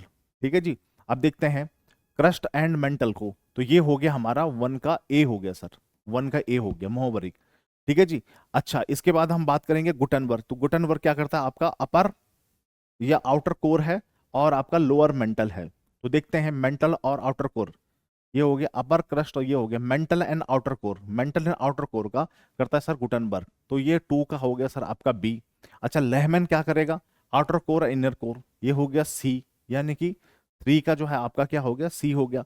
और कोरोनाड है, ये हो गया कोरोनाड, तो ये अपर क्रस्ट और लोअर क्रस्ट को कर रहा है, तो ये हो गया सर आपका डी। तो ये तो पूरा ही मैच हो गया, 4 का सर आपका क्या हो गया, डी हो गया। ठीक है जी, तो 1 2 3 4, 1 2 3 4 ये ए हमारा आंसर हो गया सर। ठीक है ना, ये शॉर्टकट बनाया हुआ है हमने, सीता माता, राम जी और लक्ष्मण। तो इस प्रकार से आप इसमें इसको अरेंज करेंगे तो आप कोई भी डिस्कंटिन्यूटी पूछी आप आराम से बता सकते हैं। चलिए, इसके बाद type of soil found in the region with the high temperature and heavy rainfall undergo significant, जहां उसने लीचिंग शब्द इस्तेमाल कर दिया, ये लीचिंग लिख दिया, सीधे सीधे आपका सारा लेटराइट सॉइल, आपको कुछ पढ़ने की जरूरत ही नहीं है। हैवी रेनफॉल और लीचिंग, सीधे सीधे लेटराइट सॉइल। ठीक है जी। चलिए, which of the following are not karst landform, karst landform कौन सी नहीं है इसमें, बिल्कुल लैपीज इसमें होती हैं, सिंक होल इसमें होते हैं। ठीक है जी, पॉथ होल्स नहीं होते, वो नदी में होते हैं लेकिन वो कास्ट में नहीं होते हैं। अच्छा, इसमें पिलर्स इसमें होते हैं सर, ड्रमलिन नहीं होते, ड्रमलिन आपके ग्लेशियर में होते हैं। तो 3 और 5 इसमें आंसर होगा, ये ए ही हमारा आंसर हो गया सर, सीधे सीधे। ठीक है जी। अच्छा, barometer in a coastal tropical region show a sudden drop in the air pressure. अच्छा, with warm sea surface temperature इतना डिग्री हो गया। Meanwhile in the mid latitude region 40 degree temperature contrast between the 2 air mass significantly and the barometer reads 980 millibar, लगभग लगभग उतना ही है। अच्छा, based on this information which of the following scenarios is most likely, a coastal tropical region is experiencing conditions suitable for the formation of a tropical cyclone, बिल्कुल सही है, due to the low presence warm and surface temperature, high moisture availability, बिल्कुल सही, temperature की वजह से ही आपका tropical cyclone बनता है। अगर टेम्परेचर थर्मल कंडीशन अच्छी है तो ट्रॉपिकल साइक्लोन बनेगा। Mid latitude region is experiencing condition suitable for an extra tropical cyclone as is located near the polar front where the cold and warm air जो है masses आपकी मिलेंगी, creating a significant temperature contrast, बिल्कुल सही है। The coastal tropical region is more likely to experience cold and dry condition as a low pressure system intensify, ये गलत है भाई। ट्रॉपिकल साइक्लोन जब आपका कोस्टल यहाँ ट्रॉपिकल साइक्लोन बन रहा है तो वहां पे फिर कोल्ड एंड ड्राई क्यों होगा सर, वो आपका वहां तो आपका बारिश होनी चाहिए दबा के, तो ये गलत हो जाएगा। और mid latitude region will likely experience calm weather, ये गलत हो जाएगा। काम वेदर कैसे हो जाएगा, मिड लैटिट्यूड में जो आपका साइक्लोन बन रहा है तो वो तो दुनिया के सबसे बड़े बड़े साइक्लोन्स आपके मिड लैटिट्यूड्स में बनते हैं, और फिर जब टेम्परेचर कॉन्ट्रास्ट ज्यादा होगा उसमें और फिर वहां पे कोरोलिसिस फोर्स आपका ज्यादा है तो वो ठंडा, मतलब वहां पे शांत कैसे रहेगा वो, ठीक है ना, काम वेदर हो ही नहीं सकता। तो दूसरा स्टेटमेंट भी गलत है, पहला और दूसरा ही इसमें सर आपका सही है। अगले की तरफ चलेंगे। अच्छा, सेम हिंदी में है वो, चलो। Which type of irrigation is best suited for the water intensive water intensive जो होती है इनके लिए फ्लड जो है आपका इरिगेशन होता है। तो देखते हैं आगे ऑप्शन में क्या है, लाइक पैडी राइस, हाँ वही है। जैसे हम बात करते हैं राइस की, पैडी के लिए इसके कौन सी इरिगेशन है, तो फुरो इरिगेशन। फुरो इरिगेशन तो वो होता है जिसमें फवारा वाला होता है ना, ठीक है ना, फवारे वाले होते हैं जिसमें से कई सारे छोटी छोटी धाराएं निकल रही होती हैं। बेसिन इरिगेशन होगा सर इसके लिए, ठीक है ना, बेसिन इरिगेशन के, इसको फ्लड इरिगेशन भी हम कहते हैं, फ्लड इरिगेशन भी से कहा जाता है जिसमें खेत को पूरा पानी से फ्लड कर दिया जाता है, भर दिया जाता है। तो ये जो राइस वगैरह है, ये जितने भी मतलब वाटर इंटेंसिव क्रॉप्स होती हैं, जैसे गन्ना है जिसमें बहुत पानी लगता है, तो उसमें हम क्या कर देते हैं, खेत को पूरा भर देते हैं। चलो, consider the following statement regarding the solstice and the equinox. All right, on 21st June during the summer solstice the sun rays fall directly on the tropic of Capricorn making the start summer। ये गलत है भाई, tropic of cancer पे होना चाहिए ना उसको, 21 जून को कर्क रेखा पे होना चाहिए। 21st sun rays fall directly on the equator resulting in the equal day and the night length worldwide। ये बिल्कुल सही है, ठीक है ना। 23 सितंबर को 23 को और 21 मार्च को, 23 सितंबर और 21 मार्च को सनलाइट डायरेक्टली इक्वेटर पे होती है, और उससे जो है क्या होता है, नॉर्दर्न हेमिस्फीयर सदर्न हेमिस्फीयर दोनों में इक्वल डे और इक्वल नाइट होता है, ठीक है ना। मतलब सेम एक ही जैसा जो है आपका डे और एक जैसा नाइट आपका एक्सपीरियंस वो करेंगे, ठीक है ना। सेम अमाउंट ऑफ लाइट क्योंकि वो रिसीव करते हैं सर, ठीक है जी। तो ये हो गया, तो दूसरा सही है, पहला गलत है, तो मेरे ख्याल से बी हमारा आंसर हो जाएगा। चलिए, which of following species are not typically found in thorn. Thorn का मतलब होता है जैसे डेजर्ट में पाई जाने वाली सूखी इलाकों में, सूखे इलाके जो होते हैं जहाँ बारिश 50 सेंटीमीटर से कम हो रही है, तो उन इलाकों में। तो इसमें हम खेजड़ी की बात करेंगे तो ये भी वहां मिलती है, खेजड़ी है, खैर है, आंवला कई बार मिलता है, नहीं मिलता, लेकिन हम स्पेशली कह नहीं सकते कि भाई वहीं मिलेगा, तो इसको नहीं रखेंगे। इसमें रोजवुड है, जैसे शीशम जिसको कहते हैं, ये नहीं मिलता है वहां पे, और एकेसिया जिसको हम बबूल कहते हैं, तो बिल्कुल आपका थॉर्न फॉरेस्ट होता है। तो तीसरा और चौथा ये आपके जो है कांटेदार वनों में नहीं पाए जाते। आंवला मिलता भी है कई बार और कई बार नहीं भी मिलेगा, मतलब ऐसा नहीं है कि भाई केवल वहीं मिलेगा। Consider the following pairs of national park and the driver reverse through them. अच्छा, कॉर्बेट नेशनल पार्क में जो है रामगंगा जाती है जी, कैजरंगा से ब्रह्मपुत्र जाती है जी, साइलेंट वैली से कुंती पूजा, हाँ कुंती रिवर साइलेंट वैली में है, सुंदरबन से जो है रिवर हुगली आपका जाती है। तो सारे मैच हो गए sir, all of the correct हो गए हमारे, ठीक है जी। चलो, little Prespa lake which is facing environmental degradation is located on the, ये है सर आपका अल्बानिया और ग्रीस के बॉर्डर पे, ठीक है ना, अल्बानिया और ग्रीक के बॉर्डर पे ये हमें मिलेंगे, ठीक है जी। Which of the following countries are part of the golden triangle region. Golden triangle basically पहाड़ियां हैं जो लाओस से और म्यांमार से और थाईलैंड से जो के होके जाते हैं। देखते हैं कहाँ पे है आपका, लाओस, थाईलैंड, म्यांमार, पहला ही हमारा ऑप्शन है सर, ठीक है ना। ये पहाड़ियां हैं गोल्डन ट्राइंगल जिनको हम कहते हैं। अच्छा, माउंटेन्स है, पहाड़ी यानी माउंटेन्स है। परमाफ्रॉस्ट के बारे में, permafrost refer to the any ground that remain frozen for the last 1 year. Okay, permafrost है mixture of the soil rocks and the sand held together by the ice and the stay frozen all the year long. बिल्कुल सही है आपका, ठीक है ना। तो इसमें जो है बहुत स्टेटमेंट हमारे क्या हो जाएंगे, सही हो जाएंगे। विच of the following statement about the black carbon, black carbon से संबंधित कौन सी स्टेटमेंट सही है। Black carbon is short lived pollutant form through the incomplete combustion of the fossil fuel biofuels and the biomass. जब इनकम्प्लीट कंबशन होता है तब वो जो है आपका ब्लैक कार्बन, जो हल्का हल्का आपने देखा होगा कोई चीज जलाते हो तो, ठीक है ना, वो काला काला सा एक निकलता है ना, उसमें से पता हवा में उड़ता रहेगा, आपने देखा होगा, वही आपका black carbon. Black carbon has a short atmospheric life time but है much higher warming potential compare to the CO2। बिल्कुल, क्योंकि ये टेरेस्ट्रियल रेडिएशन को ज्यादा सोखता है। तो दोनों स्टेटमेंट हमारे क्या हो जाएंगे सर, सही हो जाएंगे। A traveler went to the holiday and visited a place known for the being the habitat of the red panda, which is also state animal of the state animal। तो सिक्किम का ही है भाई, सीधी सीधी सी बात, सिक्किम ढूंढो इसमें, ये रहा हमारा सिक्किम, ठीक है जी। चलो, the coral triangle include which of the following, जहां पे सबसे ज्यादा कोरल मिलते हैं, ठीक है ना, तो वो कौन सा है सर। इंडोनेशिया है उसमें, न्यूजीलैंड नहीं है, पपुआ न्यू गिनी है, और ऑस्ट्रेलिया है। जो ऑस्ट्रेलिया और ऑस्ट्रेलिया के नॉर्थ ईस्ट में मिलेंगे वही कंट्री है। न्यूजीलैंड साउथ में है तो ये नहीं होगा, तो 1, 3, 4 हमारा आंसर हो जाएगा, ए हमारा आंसर हो जाएगा, ठीक है जी। चलिए, अगला question. The 3 gorge dam in China located in the Yangtze river is the largest hydro electric station in the world, ठीक है जी। The older hydro electric power plant in India is the Sidrapong hydel power in station in the West Bengal. बिल्कुल सही है, दोनों ही statement आपके both first and second सही है हमारे सर। अच्छा, इसमें माइंस की बात कर रहा है और उनसे जुड़े चीजों के लिए। उदयपुर तो सीधे सीधे सर कोई डाउट ही नहीं, आपका जिंक के लिए फेमस है, तो डी का 2 हो गया। वैसे इसे से ही मेरे ख्याल से सॉल्व हो गया है वो, ठीक है जी। लेकिन फिर भी हम आगे देखते हैं। विशाखापत्तनम है, विशाखापत्तनम आपका कॉपर मेल्टिंग के लिए है, तो C1 हो गया। रेणुकूट यूपी में है, तो वहां पे हिंडाल्को है, हिंडाल्को मतलब एल्यूमिनियम वाला, तो बी का हो गया सर आपका 3। और मैसूर आपका सिल्क के लिए फेमस है आपका, तो ए का 4 हो गया। तो 4, 3, 1, 2, 4, 3, 1, 2 ये हो गया सर आपका ए वाला ऑप्शन, ठीक है जी। तो सारे क्वेश्चन बढ़िया थे, अच्छे क्वेश्चन थे सर, इसमें कोई इसमें डाउट नहीं है, ठीक है ना। और किसी भी प्रकार से अगर कोई दिक्कत परेशानी अगर आपको होती है तो आप हमें बता सकते हैं, किसी भी तरह का से कोई आपको जो है समस्या होगी तो आप कमेंट में जरूर बताइए। आपसे मिलेंगे नेक्स्ट वीडियो में, तब तक के लिए जय हिंद जय भारत। जय हिंद दोस्तों, मैं आपका विशाल जीएस मेंटो। हमारे केजीएस में दोस्तों एनडीए और सीडीएस की ऑनलाइन बैच स्टार्ट हो रखी है। From 15th of April batch start होने वाला है। ऑनलाइन मोड होगा, बाइलिंगुअल मोड होगा। और ज्यादा जानकारी के लिए आप वेबसाइट विजिट कर सकते हो केजीएस का। और ये हमारी करंट अफेयर मैगजीन जो आपके अप्रैल के एग्जाम में बहुत यूजफुल रहेगा।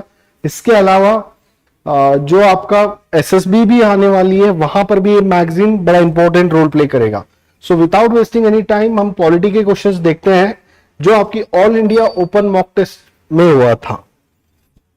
सो first question, consider the following organisations और bodies in India: human rights commission, law commission, backward classes commission, special officer for linguistic minorities. How many of this are constitutional bodies? Constitutional bodies कौन से हैं? अब constitutional bodies वो bodies होते हैं जिनके बारे में कॉन्स्टिट्यूशन में मेंशन होता है। जैसे example, national commission for backward classes, ये आर्टिकल नंबर 338 बी में लिखा है। वैसे ही special officer for linguistic minorities, ये लिखा है सर आर्टिकल नंबर 350 बी में। और रही बात NHRC, national human rights commission, ये एक स्टैट्यूटरी बॉडी है सर, ठीक है, स्टैट्यूटरी बॉडी है। स्टैट्यूटरी बॉडी यानी वो बॉडी जो पार्लियामेंट के लॉ से बना हुआ है, ठीक है। सो ये कॉन्स्टिट्यूशनल बॉडी नहीं है। जबकि नेशनल लॉ कमीशन की मैं बात करूं तो लॉ कमीशन सर एक नॉन स्टैट्यूटरी बॉडी है जो लॉ मिनिस्ट्री के ऑर्डर से बना हुआ है, ठीक है। It is a non statutory body. Constitution में तो इसके बारे में मेंशन नहीं है। तो 1 और 2 है ही नहीं संविधान निकाय, और 3 and 4 है सर। तो 2 स्टेटमेंट सही है यहाँ पे। तो how many of the pairs are right? So only 2 pairs right. Next one, with reference to preamble of the Indian Constitution, consider the following statements. ठीक है, प्रस्तावना के बारे में क्वेश्चन पूछा हुआ है इधर। The preamble is not a part of the Constitution and therefore it cannot be amended. ठीक है दोस्तों, अब preamble के रिगार्डिंग अलग अलग केसेस हुए हैं। बेरोबारी यूनियन केस है, LIC ऑफ इंडिया केस है, ठीक है। तो यहाँ पे सुप्रीम कोर्ट ने रीइटरेट किया है preamble is the integral part of the Constitution। और जबकि इसकी अमेंडमेंट की बात किया जाए, इसका संशोधन की बात किया जाए, तो 42nd अमेंडमेंट एक्ट से ऑलरेडी इसमें कुछ वर्ड्स ऐड किया हुआ है। वो क्या क्या ऐड किया है? सोशलिस्ट यानी समाजवादी, और आपका सेक्युलर, ठीक है, ये दोनों टर्म ऐड किया है। इसके साथ में इंटीग्रिटी भी जोड़ा गया है ना। तो अमेंड तो ऑलरेडी किया गया है सर। तो फर्स्ट स्टेटमेंट क्या होगा हमारा? गलत हो जाएगा। The preamble is inspired by the objective resolution proposed by Dr. B.R. Ambedkar। तो दोस्तों यहाँ पे मैं बता दूं, जो ऑब्जेक्टिव रेजोल्यूशन है डॉक्टर B.R. अम्बेडकर ने प्रपोज नहीं किया था। किन ने किया था सर प्रपोज? तो that was Jawaharlal Nehru. Jawaharlal Nehru. Second statement भी हो गया हमारा गलत, तो आंसर डायरेक्टली मिल गया हमें। That will be 3। Preamble declares India to be sovereign, socialist, secular, democratic and republic. बिल्कुल ठीक है सर, है ना। So only 3 will be the answer. G. Next one. Which of the following changes were introduced by 44th Constitutional Amendment Act of 1978? by 44th Amendment Act कौन से amendments, कौन से changes लाए गए थे? Right to property was designated as a legal right. Absolutely sir. पहले इससे पहले right to property was under Article 31 यानी fundamental rights में था। After 44th Amendment Act, right to property has been transferred to legal right बनाया गया इसको, legal right under article number 300A। ये बिल्कुल ठीक है sir. First statement is absolutely true. Next one, new directive was added to promote the social order. ये भी बिल्कुल ठीक है सर। कौन सा डायरेक्टिव ऐड किया गया था? विच डायरेक्टिव वाज एडेड? जो आर्टिकल नंबर 38 को एक्सटेंड किया गया था। आर्टिकल नंबर 38 जिसके अंदर आर्टिकल 38 में it's a duty of the state to minimize inequalities, income inequalities, to minimize income inequalities। ये डायरेक्टिव ऐड किया गया था। Income inequality, status, facilities, and opportunities, ठीक है, ये ऐड किया गया था, बिल्कुल ठीक है सर ये भी। Next, the recommendation of the cabinet was made mandatory for declaring national emergency, ये भी बिल्कुल ठीक है सर। इससे पहले आप देखोगे नेशनल इमरजेंसी डिक्लेयर किया गया था, जहां पे जो रिकमेंडेशन काउंसिल ऑफ मिनिस्टर करती है, कैबिनेट करती है प्रेसिडेंट को, that was not mandatory. So यहाँ पे मैंडेटरी करा गया by 44th amendment act. The term Lok Sabha and state assemblies was extended to 6 years, और ये जो फोर्थ स्टेटमेंट है ये किया गया था by 42nd amendment act of 1976, not by 44th amendment act. तो ये हमारा हो गया दोस्तों गलत, तो आंसर रहेगा हमारा B 1, 2 and 3। Next one, according to the Indian Constitution, which of the following statement regarding the appointment of Supreme Court and High Court judges is correct? Appointment of Supreme Court and High Court judges, Supreme Court के appointment बात किया जाता है article number 124, जबकि आपका high court के जजेस की अपॉइंटमेंट को बात किया जाता है अंडर आर्टिकल नंबर 217, 217, ठीक है। और जब आप इन आर्टिकल्स को पढ़ोगे तो जो एग्जैक्ट स्टेटमेंट रिफ्लेक्ट करेगा वो यहीं पे लिखा हुआ है। Sorry, the Supreme Court judges are appointed by the President, बिल्कुल जी, after consultation with Chief Justice of India and such judges of the High Court and Supreme Court as the President deems necessary, except in the case of CJI's own appointment। ये statement बिल्कुल ठीक है sir, article number 124 में लिखा हुआ है ये statement. Next, high court जजेस are appointed by the president after the consultation with CGI, the governor of the state, the chief justice of the concerned high court. ये भी स्टेटमेंट बिल्कुल ठीक है सर, दोनों स्टेटमेंट बिल्कुल ठीक है। और आर्टिकल नंबर 124 यही कहता है और आर्टिकल नंबर 217 भी यही कहता है। And according to constitution these statements are absolutely true, और आंसर रहेगा सर सी, बोथ 1 and 2, ठीक है। तो अगर डाउट रहेगा तो आर्टिकल नंबर 124 और 217 को रेफर करना, आपको पता चलेगा सर यही स्टेटमेंट है वहां पर भी। Next one, with reference to delimitation process in India, which of the following statements are correct? Delimitation process, ठीक है। तो दोस्तों delimitation process यानी जहां पे टेरिटोरियल जुरिसडिक्शन बनाया जाता है, टेरिटोरियल कॉन्स्टिट्यूएंसीज जो डिटरमाइन की जाती है for parliament and state legislative assembly elections, ठीक है। तो under article 82 of the Indian constitution, the parliament enacts a delimitation act after each census, following a delimitation commission is set up by the union government। बिल्कुल ठीक है दोस्तों ये statement.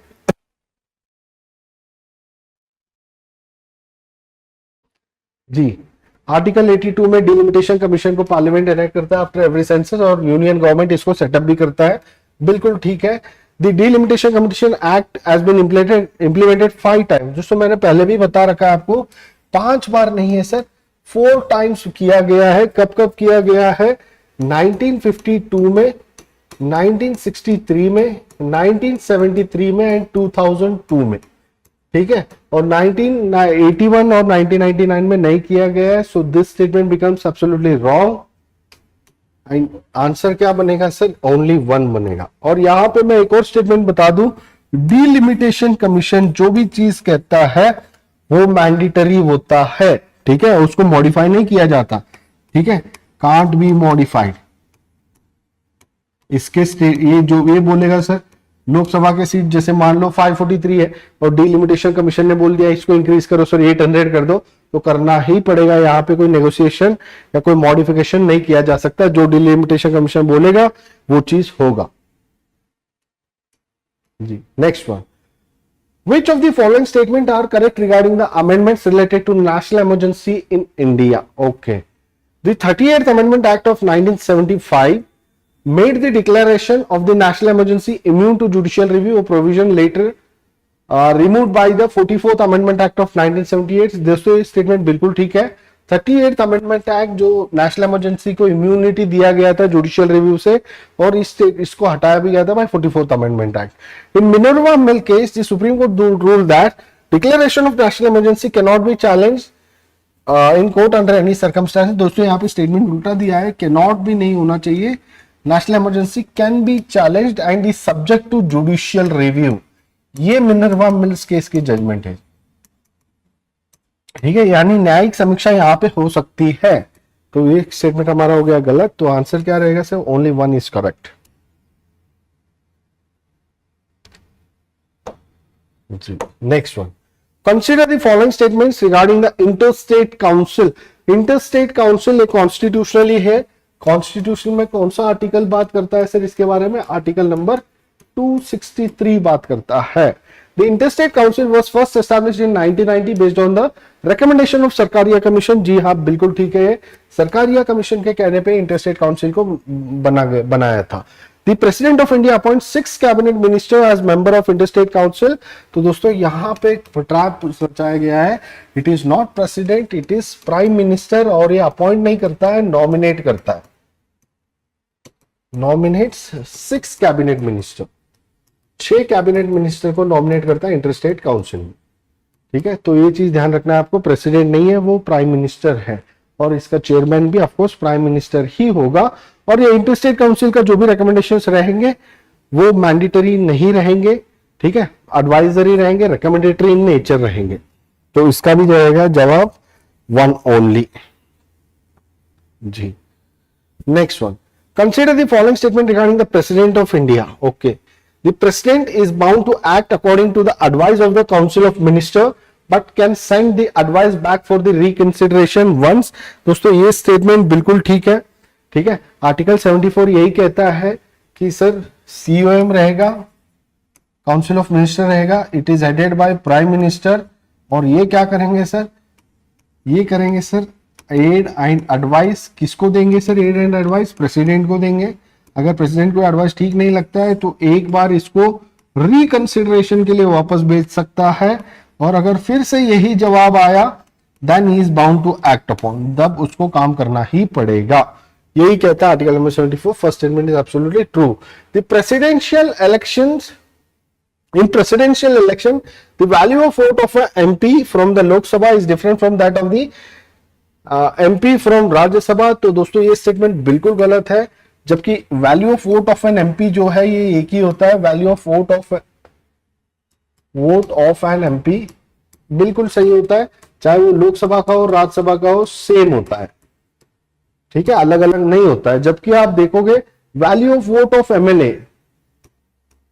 Value of vote of N MLA, ठीक है, और with in the states एक ही होता है.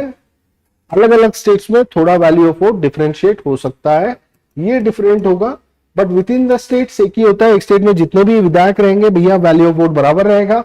अलग अलग स्टेट्स में if you compare Uttar Pradesh with Karnataka, Uttar Pradesh में वैल्यू ऑफ वोट ज्यादा रहेगा क्योंकि वहां पे पॉपुलेशन ज्यादा है. कर्नाटका के एमएलए का वैल्यू ऑफ वोट कम रहेगा क्योंकि वहां पे पॉपुलेशन कम है. ठीक है, तो बिल्कुल ठीक है सर. तो फर्स्ट स्टेटमेंट इज राइट. तो इसका भी जवाब रहेगा जी ए. Next one. Consider the following statement regarding the 6th schedule of the Indian Constitution. Okay. The 6th schedule deals with the administration of tribal areas in Assam, Meghalaya, Tripura and Mizoram. बिल्कुल ठीक है sir. First statement बिल्कुल ठीक है. The Act of Parliament and State Legislature do not apply to autonomous under the 6th schedule. तो दोस्तों यहाँ पे अप्लाई होता है. ठीक है, do apply to the autonomous district under the 6th schedule with certain modification and exceptions. With certain modifications and exceptions. Completely बाहर नहीं रखा गया है, तो कुछ मॉडिफिकेशन एक्सेप्शन के साथ अप्लाई किया जा सकता है. ठीक है, तो ये स्टेटमेंट हो गया हमारा गलत. The president has the power to increase or decrease the areas or to change the names of autonomous district. तो ये पावर प्रेसिडेंट के पास नहीं दिया गया है, ये दिया गया है राज्यपाल यानी गवर्नर के पास ये पावर दिया गया है. तो दोनों गलत हो गए. तो आंसर क्या रहेगा सर? C1 only. जी, next one. Which of the following committees of the constituent assembly is correctly matched with its chairman? All right. Steering committee doctor Rajendra Prasad बिल्कुल ठीक है sir. Order of business committee JB Kripalani ने इसरे KM Munshi है. KM Munshi. Next states negotiating committee Jawaharlal Nehru बिल्कुल ठीक है sir. Flag committee sir ये सरदार वल्लभ भाई पटेल नहीं है. ये कौन है, किसके अंडर था? ये था डॉक्टर राजेंद्र प्रसाद. डॉक्टर राजेंद्र प्रसाद के अंडर एक कमेटी थी. बिल्कुल ठीक. Okay sir. तो B and D were wrongly matched and A and C are correctly matched. तो जवाब भी रहेगा दोस्तों A and C. Next one. Which of the following statement are correct regarding the composition and creation of legislative assemblies and councils in India? Okay. The creation or abolition of legislative councils requires a law passed by parliament, okay, following the resolution with a special majority in state legislative assembly and it is not treated as a constitutional amendment. बिल्कुल ठीक है sir, इसमें कोई दो राय नहीं है, ये statement बिल्कुल ठीक है। पार्लियामेंट से अगर लेजिस्लेटिव काउंसिल बनानी है तो पार्लियामेंट से सिंपल मेजोरिटी से लॉ पास होगा और उसके अलावा ये बिल जाएगा जो भी कंसर्न स्टेट असेंबली में, और स्टेट असेंबली को स्पेशल बहुमत से इसको पारित करना पड़ेगा, यानी पास करना पड़ेगा, और कोई संविधान की संशोधन की आवश्यकता नहीं है। Next, the maximum number of the member of legislative assemblies is 500, बिल्कुल ठीक है sir, article 169, and it is determined based on the 2001 census adjustment of the territorial constituencies, बिल्कुल ठीक है सर, मैक्सिमम नंबर इतना ही होना चाहिए।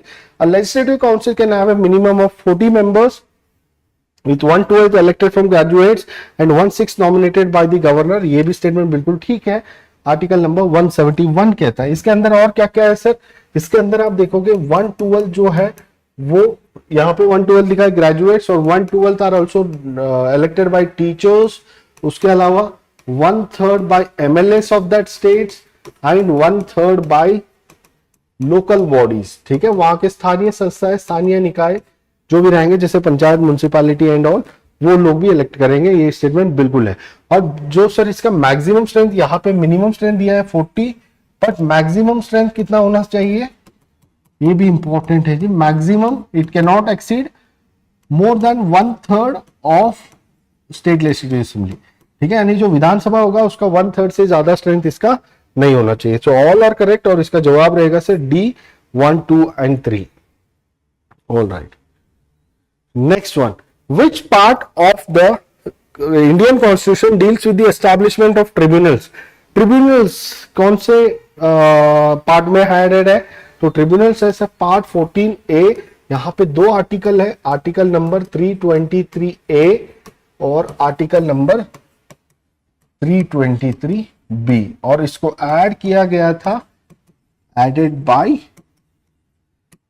42nd अमेंडमेंट एक्ट ऑफ 1976, ठीक है। दो आर्टिकल है, article number 323A and article number 323B, ठीक है। और 323A जो है it deals with the administrative tribunals created by parliament, ठीक है। और इनको 323A में administrative tribunals which are created by parliament, और जो मेजरली सर्विस मैटर को यहाँ पे डिस्प्ले किया जाता है, ठीक है। नेक्स्ट आर्टिकल 323 से सर, आर्टिकल 323 में अदर ट्रिब्यूनल्स होंगे, for tribunals for other matters which will be created by both parliament and state legislative assembly, ठीक है, दोनों क्रिएट करेंगे। और यहाँ पे हायरार्की भी होता है, ये भी चीज आपको ध्यान रखना, वहां पे कोई हायरार्की नहीं होता है, जो मेजरली पार्लियामेंट के द्वारा ही क्रिएट किया जाता है जी। Next one, which of the following are part of the selection committee for the appointment of Lokpal members? Lokpal members के सिलेक्शन कमिटी सर कौन से है ये सिलेक्शन कमिटी में? तो इस सिलेक्शन कमिटी में जो लोकपाल के लिए होगा, इसमें 5 लोग होते हैं। एक तो होता है prime minister, leader of opposition, ठीक है, CGI होते हैं इसमें बिल्कुल, और स्पीकर होते हैं सर लोकसभा के स्पीकर, और एक एमिनेंट जूरिस्ट होते हैं, एक एमिनेंट जूरिस्ट भी होते हैं, जो ये 5 लोग मिलकर इलेक्ट करते हैं लोकपाल को। तो यहाँ पे है सर प्राइम मिनिस्टर भी है, लोकसभा भी का लीडर भी है, स्पीकर भी है, डी। तो आंसर रहेगा sir D 1, 2, 3 and 4। Next one, in which of the following cases did the Supreme Court of India recognize the legality of passive euthanasia? Passive euthanasia, ठीक है, यानी यहाँ पे आर्टिकल 21 में supreme court has added a right which is called as right to die with dignity, ठीक है। Within article 21 supreme court ने बोला right to die with dignity, ठीक है। ये कौन से केस में था सर? ये था Aruna Ramchandra Shanbaug versus Union of India case, Aruna Ramchandra Shanbaug versus Union of India case, ठीक है। अब केस पुट्टास्वामी केस, ये भी आपके PYQ में पूछा है। It is related to what? It is related to right to privacy. और Navtej Singh Johar, it is related to LGBTQ community. Next one, With reference to National Human Rights Commission, consider the following statements. The NHRC is an independent statutory body established under the Protection of Human Rights Act 1993. So मैंने पहले भी बता रखा है statement को, बिल्कुल ठीक है जी. The chairperson of the NHRC can only be a retired. दोस्तों जहां पे only आएगा वहां पे या तो 100% वो गलत रहेगा या तो 100% वो सच रहेगा. ठीक है, तो ओनली रिटायर्ड चीफ जस्टिस नहीं दोस्तों, can either be a retired chief justice of India और रिटायर्ड सुप्रीम कोर्ट जज. ठीक है, ये स्टेटमेंट याद रखना है आपको. तो सेकंड स्टेटमेंट हो गया हमारा गलत, तो मिल गया हमें आंसर सी 1 एंड 3. और थर्ड स्टेटमेंट की बात किया जाए, NHRC was established in accordance with the Paris principle adopted by the UN general assembly. बिल्कुल ठीक है सर, ये उसी के बेस पे एनएचआरसी और state human rights commissions appoint किए गए थे. Next one, which of the following fundamental rights are available exclusively to the citizen of India and not to foreign nationals? तो यहाँ पे आपको याद रखनी है जो सिर्फ सिटीजन्स को फंडामेंटल राइट अवेलेबल है वो कौन से हैं सर? 15, 16, 19, 29 एंड 30. ये 5 आर्टिकल्स हैं जो फंडामेंटल राइट के जो सिर्फ सिटीजन को अवेलेबल है. तो prohibition of discrimination on the grounds of religion, race, caste, sex, place of birth, sir article number 15 बिल्कुल है sir. Equality of opportunity in matters of public employment, जी हाँ बिल्कुल है, article number 16. Protection of language, script and culture of minorities, जी हाँ ये भी बिल्कुल है, article number 29. Right to freedom and speech of expression, sir article 19 clause 1 clause A, बिल्कुल ठीक है सर. ठीक है, सेलेक्ट द करेक्ट कोड. तो चारों है सर, यहाँ पे आंसर भी क्या रहेगा? सी 1, 2, 3 and 4. Next question. Consider the following provisions under directive principles of the state policy in the constitution. Which of the above are Gandhian principles? ठीक है, Gandhian principles कौन से? यहाँ पे right to adequate means of livelihood. ठीक है, right to adequate means of livelihood, it is a socialist principle, Samajwadi सिद्धांत है. Organizing village principle, जी हाँ ये गांधीयन है. Promoting cottage industries in rural areas, ये भी गांधीयन है. Participation of workers in management of industries, sir ये भी सोशलिस्ट आइडियोलॉजी है. तो 2 एंड 3 इसका जवाब रहेगा जी, B 2 and 3 is the answer. ठीक है, तो ये दोनों क्या हो गए आपके? सोशलिस्ट प्रिंसिपल है और ये आपका गांधीयन प्रिंसिपल है जी. ठीक है जी दोस्तों, थैंक यू एंड जय हिंद. चलिए बच्चों नमस्कार, देखते हैं फिर आपके इकोनॉमिक्स से क्या क्या सेक्शन में रहे क्वेश्चंस. आइए स्टार्ट करते हैं. ठीक है, तो आपका ये all India free mock test था, उसको लेकर आज हम चर्चा कर रहे हैं. तो एक इंपॉर्टेंट चीज, करंट अफेयर्स की तैयारी जरूर करते रहना क्योंकि एग्जाम में बहुत ज्यादा यूजफुल है ना. और आपकी करंट अफेयर्स की मैगजीन अवेलेबल है, इसको आप परचेज कर लीजिए और ये आपको बहुत ज्यादा सपोर्ट करेगी आपकी पढ़ाई में. लीजिए भाई, तो बात करते हैं बाकी बच्चों. ये डिफेंस का आपके बारे में पता ही है कि देहरादून में भी सेंटर है, आपको पता है, जहाँ पे आपकी सब चीजें कंडक्ट हो रही हैं. सीडीएस का target batch, SSB interview, NDA batches वगैरह, इसको आप ज्वाइन कर सकते हैं. ठीक है, ऑफलाइन में भी अगर आप पढ़ना चाहते हैं तो. चलिए पहला क्वेश्चन देखते हैं. लीजिए भाई, तो पहला क्वेश्चन है कि ये बताइए पैराडॉक्स ऑफ थ्रिफ्ट किसने दिया? भाई हम कितनी बार पढ़ चुके हैं बच्चों क्लासेस में और आपको मैंने पढ़ाया भी था. इसका आंसर क्या है हमारा? जल्दी से बताओ. John Maynard Keynes. Option number 20 the correct answer हो जाता है ना. ये क्वेश्चन हमने आपको क्लासेस में भी करवाया है कितनी बार, और आपके पीवाईक्यू में भी आया हुआ है. इसके अलावा नेक्स्ट क्वेश्चन देखते हैं. तो ये कह रहे हैं प्राइस सीलिंग का एग्जाम्पल. बच्चों प्राइस सीलिंग का मतलब होता है, सीलिंग मतलब मैक्सिमम रेंज है ना.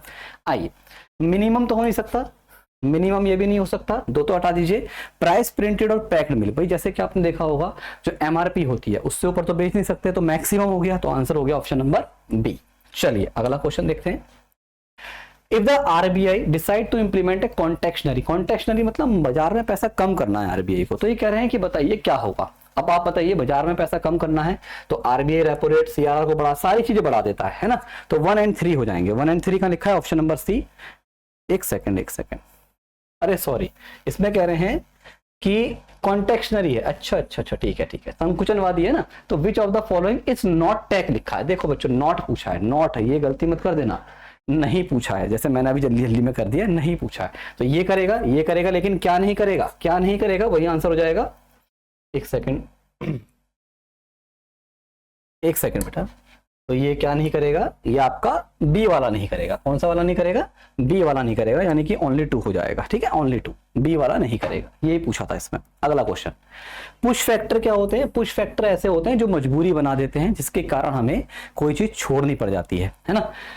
अब देखो यहाँ पे कह रहे हैं कि कौन कौन से पुश फैक्टर होंगे माइग्रेशन के। भाई सीधी सी बात है, एक तो हमारा नेचुरल डिजास्टर आ जाए, कहीं मान लो प्राकृतिक आपदा आ जाए, है ना, कहीं बहुत ज्यादा बेरोजगारी आ जाए, तो वही तो पुश फैक्टर होंगे जिसके कारण हमें छोड़ना पड़ेगा मजबूरी। तो 2 और 4 हो जाएंगे आंसर, तो ऑप्शन हो जाएगा बी, यानी कि 2 और 4। चलिए आगे देखते हैं। ये कह रहे हैं कि बताइए रिटेल इन्फ्लेशन को लेकर बात करें तो कौन सी बात सच है। आओ कंसिडर करना है पहले, है ना। क्या पूछ रहे हैं, करेक्ट पूछा है, सच पूछा है। Major WPI goods and service, goods and service तो बच्चों होता नहीं है, हमें पढ़ा है, ये काट दो। Increase in retail inflation, cost of living, सही बात है, ये बात सच है। अभी कह रहे हैं लो और नेगेटिव रिटेल इन्फ्लेशन में सिग्नल स्लोअर इकोनॉमिक एक्टिविटी, बिल्कुल सही बात है, ये भी सही है, यानी कि 2 और 3 सही होंगे, तो option number B is the correct answer, है ना, ऑप्शन नंबर बी हो जाता है। आइए आगे देखते हैं। अभी कह रहे हैं कि PSL को लेकर, बच्चों PSL क्या होता है, RBI के टारगेट्स होते हैं, और यहाँ पे देखो 4 चीजें लिखी हैं, टोटल मिला के 8 होते हैं, इसमें चारों के चारों सही हैं, चारों के चारों PSL के हिस्से होते हैं, यानी कि ऑप्शन हो जाएगा D, all are correct options. चलिए अगला क्वेश्चन। अभी कह रहे हैं कि इन्फ्लेशन के रिगार्डिंग आप पढ़िए, बताइए कौन सी बात सच होगी। पहला, decrease in the real value of saving, बिल्कुल सही बात है। इनकरेज इकोनॉमिक ग्रोथ, बिल्कुल सही बात है भाई, इनकरेज करता है। Result in decrease in the purchasing power of consumer, अब ये सोचना, परचेजिंग पावर कंज्यूमर को डिक्लाइन कर देता है, बिल्कुल सही बात है। इंक्रीज इन फिक्स वैल्यू, ये गलत है ना, तो ये तीनों सही हो जाएंगे। 1 2 कौन सा होगा, 3 होना चाहिए, ऑप्शन नंबर ए देख लीजिए, सही हो गया ऑप्शन नंबर ए। चलिए आगे देखते हैं। लीजिए, तो ये थे क्वेश्चंस आज के जो हमने कंप्लीट कर लिए, बाकी तो आपको ये मैंने बता ही दिया था, देहरादून में आपका सेंटर है, आप जाइए, मैगजीन को आप लीजिए, परचेस कीजिए और अपनी तैयारी को मजबूत बनाइए। चलिए बच्चों, बेस्ट ऑफ लक, मिलते हैं फिर आगे के इसी सॉल्यूशन में। जय हिंद, जय भारत। जय हिंद, गुड मॉर्निंग। तो ऑल इंडिया मॉक टेस्ट जो आपका हुआ था उसकी हम ओपन मॉक टेस्ट है, उसकी डिस्कशन आज हम यहाँ पर करेंगे। CDS का जो पेपर था हमारा, ठीक है। आइए देखते हैं जो क्वेश्चंस हमारे पास आ रखे हैं इसमें। फिजिक्स और केमिस्ट्री के क्वेश्चंस हम देखेंगे। सबसे पहले हमारे पास फिजिक्स के क्वेश्चंस है, ठीक है। सबसे पहला जो क्वेश्चन है वो क्या बोल रहा है, बोल रहा है which one of the following gases has the highest speed of sound eight 0 degree centigrade, ठीक है। टेम्परेचर सेम है तो टेम्परेचर का डिपेंडेंस तो हमें देखना नहीं है, तो गैसेस के मॉलिक्यूलर मास के हिसाब से हमें देखना है, और वेलोसिटी ऑफ द साउंड जो होता है वो मॉलिक्यूलर मास के इनवर्सली प्रोपोर्शनल होता है। मतलब जो हल्का गैस होगा वहां पर साउंड क्या होगा, ज्यादा तेज चलेगा। और इनमें से अगर आप देखेंगे तो सबसे हल्का जो है वो हीलियम है, तो ऑप्शन बी जो है वो ऑप्शन बी क्या है, ऑप्शन बी करेक्ट आंसर है, ठीक है। चलिए नेक्स्ट क्वेश्चन में आते हैं सर। अगला क्वेश्चन क्या है, बोल रहा है which one of the following is application of step up transformer. Sir step up transformer जो है वो, स्टेप अप ट्रांसफार्मर क्या करता है, वोल्टेज को बढ़ाता है, ठीक है। वोल्टेज को क्या करता है, वोल्टेज को बढ़ाता है, ठीक है।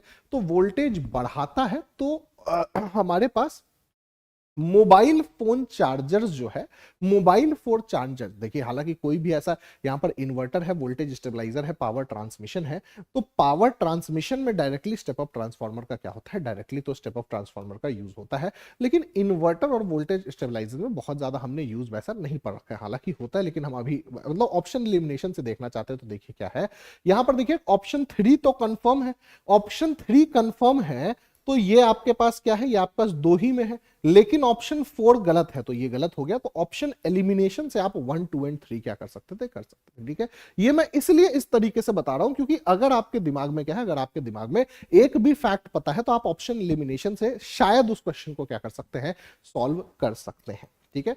चलिए अगले क्वेश्चन पे आते हैं सर। बर्नौलीज थ्योरम का इनमें से एप्लीकेशन कौन है, एयरप्लेन विंग्स है, हीट जनरेशन तो नहीं है सर, ब्लड फ्लो है, हाइड्रोलिक ब्रेक्स नहीं है। मतलब 1 है और 3 है, ए है और सी है, ए और सी ओनली ऑप्शन 2 में दिया गया है। ए एंड सी ओनली कहां दिया गया है सर, ऑप्शन 2 में दिया गया है। ऑप्शन 2 जो बी है वह सही है, ठीक है। Which one of the following is the speed of light in water, ठीक है। Speed of light in water दिया गया है, पूछा गया है जब रिफ्रैक्टिव इंडेक्स 4/3 है और रिफ्रैक्टिव इंडेक्स होता है C/V। मतलब 4/3 इज इक्वल टू क्या हो जाएगा, 3 × 10⁸ तो V की वैल्यू हो जाएगी 9 × 10⁸, मतलब ये हो जाएगा 2.25 × 10⁸ मीटर पर सेकेंड, ठीक है। तो ऑप्शन सी जो है वो ऑप्शन सी क्या है, ऑप्शन सी आपके पास करेक्ट है, ठीक है। अगले क्वेश्चन पे आते हैं सर। अगला जो हमारा क्वेश्चन है, अगला क्वेश्चन क्या है, a sonar device on a submarine send out signal and receives an echo after 4 second. समय कितना है सर, 4 सेकंड है, ठीक है। ऑब्जेक्ट को लोकेट कर लिया गया 3000 मीटर अवे। देखिए कभी भी सोनार, लेजर, रडार ऐसा होता है तो जो डिस्टेंस गिवन होता है वह 2D के बराबर होता है। तो 2D बराबर कितना है, 3000 है, ठीक है। तो स्पीड ऑफ साउंड मतलब अगर आप डी निकाल लें तो डी आपका 1500 होगा, और स्पीड इज इक्वल टू क्या हो जाएगा सर, डिस्टेंस अपॉन टाइम, मतलब 1500/4 मतलब 300 अच्छा 1500 ही था, और टाइम आपका कितना है, टाइम आपका तो 750/2 या फिर 375 मीटर पर सेकेंड, ठीक है। यही होना चाहिए, 3000 जो है 4 सेकेंड है, तो ऑप्शन यहाँ पर नहीं दिया गया है। 375 मीटर पर सेकेंड जो ऑप्शन है वो आपका ऑप्शन सी में क्या होना है, मतलब ऑप्शन होना चाहिए था, कोई सा ऑप्शन यहाँ पर अवेलेबल नहीं है। अगले क्वेश्चन में आते हैं, which one of the following statement correctly describes the formation of rainbow, a rainbow is form due to refraction and diffraction, sorry dispersion, बिल्कुल सही बात है sir. Primary rainbow single internal reflection and refraction, देखिए यहां पर single refraction नहीं होता, 2 refraction होते हैं, ठीक है। तो 2 जो है वो 2 क्या है, गलत हो गया। Secondary rainbow appears outside the primary rainbow due to and reduced intensity, 3 भी क्या है, सही है। तो 1 एंड 3 जो है वो 1 एंड 3 क्या है, 1 एंड 3 यहाँ पर सही है। हालांकि थोड़ा सा यहाँ पर लैंग्वेज का प्रॉब्लम है, बहुत लोग 1, 2 एंड 3 को भी मतलब ऑल ऑफ दी अबव भी मारा होगा बहुत लोगों ने, लेकिन यहाँ पर जो है वो 2 रिफ्रैक्शन होते हैं, मेंशन करना चाहिए था, ठीक है। नेक्स्ट आते हैं, क्या है, which one of the following correctly describe the escape velocity, पलायन वेग के बारे में पूछा जा रहा है। पहला है, escape velocity is the minimum velocity needed for an object to break free from the gravitational attraction, बिल्कुल सही बात है सर। एस्केप वेलोसिटी वही वेलोसिटी है जिससे आप पृथ्वी से क्या कर जाएं, पलायन कर जाएं, पृथ्वी से एस्केप कर जाएं, ग्रेविटेशनल एस्केप क्या कर जाएं, आप ग्रेविटेशनल फील्ड से एस्केप कर जाएं। Increases mass, sir mass of the body पे डिपेंड करता ही नहीं है, जैसे अर्थ के लिए हमने एस्केप वेलोसिटी क्या कर रखा है, एस्केप वेलोसिटी एग्जैक्ट हमने निकाल रखा होता है। एस्केप वेलोसिटी आपको याद होनी चाहिए, नहीं याद है तो याद कीजिए। Escape velocity is directly proportional to the gravitational acceleration, मतलब जी के डायरेक्टली प्रोपोर्शनल है, बिल्कुल सही बोल रहा है। मतलब 1 एंड 3 जो है वो 1 एंड 3, फॉर्मूला जो है एस्केप वेलोसिटी का वो आपको जी और आर, √g एंड √r जो है वो उसके प्रोपोर्शनल होता है, ऑप्शन सही है। फोर्स दिया हुआ है सर 10 न्यूटन का, डिस्प्लेसमेंट दिया हुआ है 5 मीटर का, वर्क डन जो है वो F इंटू एस होगा, 50 जूल होगा, 50 जूल ऑप्शन ए में ही क्या है, करेक्ट है। डायरेक्शन सेम दिया गया है, डायरेक्शन सेम दिया गया है, मतलब आप अगर cos थीटा भी लगाना चाहे तो cos 0 लगा सकते हैं, तो आपका क्या होगा, 50 जूल, आंसर ए होगा, ठीक है। इनकरेक्ट पूछ रहा है, इनमें से कौन सा इनकरेक्ट है, while falling there is no change in the direction of motion of the object, बिल्कुल सही बात है सर। कि कोई चीज गिर रहा है बेचारा, तो ऐसा है कि गिरता ही रहेगा ना, उठेगा तो है नहीं, ठीक है। तो ऑप्शन ए क्या है, सही है। Due to earth attraction there will be a change in the magnitude of velocity and any change in the velocity involves acceleration, ठीक है, यह भी सर सही ही है, ठीक है। नेक्स्ट है, value of g becomes greater at the poles than at equator, बिल्कुल सही बात है सर। पोल पे मैक्सिमम 9.8 वैल्यू जो है वो वहीं के लिए होती है, हमने देखा भी है। Acceleration due to gravity decreases with altitude, सही है, बट इंक्रीजेस विद डेप्थ, ये स्टेटमेंट गलत हो गया sir. Decreases with depth, depth में नीचे भी आप जाएंगे तो क्या करता है, डिक्रीज ही करता है, और सेंटर ऑफ द अर्थ पर जाकर के क्या हो जाता है, 0 हो जाता है, मैक्सिमम नहीं होता है। तो ऑप्शन डी इनकरेक्ट है, वही आपके पास क्या है, सही है, ठीक है।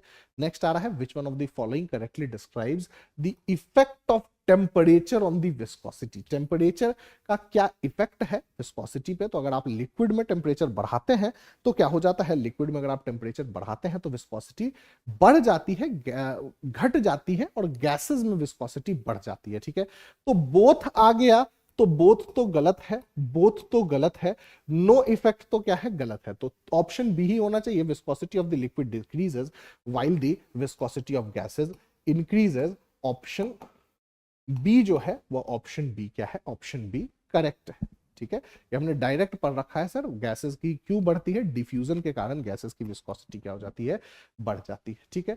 अब देखिए आगे आता है, student conducts an experiment using a convex lens, he places an object, u बराबर -30 हो जाएगा सर, ठीक है, और v बराबर क्या हो जाएगा, +15 हो जाएगा। पावर निकालना है तो आप क्या कर सकते हैं, आप डायरेक्ट फोकल लेंथ निकाल सकते हैं। अगर आप फोकल लेंथ निकालना चाहेंगे तो 1/v - 1/u is equal to 1/f, length formula लगाएंगे, 1/15 प्लस 1/30, क्योंकि माइनस और माइनस प्लस हो जाएगा तो ये 1/f हो जाएगा। एलसीएम ले लीजिए इसका 30, यहाँ पे 2 + 1 कितना आ गया, 1/f आ गया। तो f की वैल्यू हो गई 10 सेंटीमीटर, 10 सेंटीमीटर हो गई, मतलब f की वैल्यू हो गई 0.1 मीटर। तो पावर होगा 1/f, मतलब 1/0.1, मतलब 10 डायोप्टर। 10 डायोप्टर जो है वो ऑप्शन बी में क्या है, ऑप्शन बी में करेक्ट है। ठीक है, ऑप्शन बी में क्या है, ऑप्शन बी में यहाँ पर करेक्ट है, 10 डायोप्टर हमारा आंसर है। ठीक है, block of density, density rho दिया हुआ है सर 800 केजी पर मीटर क्यूब, वॉल्यूम दिया गया है सर 0.5 मीटर क्यूब। तो जो आपकी मास होगी वो मास होगी वॉल्यूम इनटू डेंसिटी, मतलब 400 केजी, और जो थ्रस्ट होगा सर, थ्रस्ट क्या होगा, थ्रस्ट होगा 400 इंटू जी। थ्रस्ट जो है 400 इंटू जी, मतलब 4000 न्यूटन का यहाँ पर क्या लगेगा, थ्रस्ट लगेगा। ऑप्शन बी जो है वो ऑप्शन बी क्या है, ऑप्शन बी करेक्ट है। ठीक है, 4000 या 400 ही है, 4000 न्यूटन।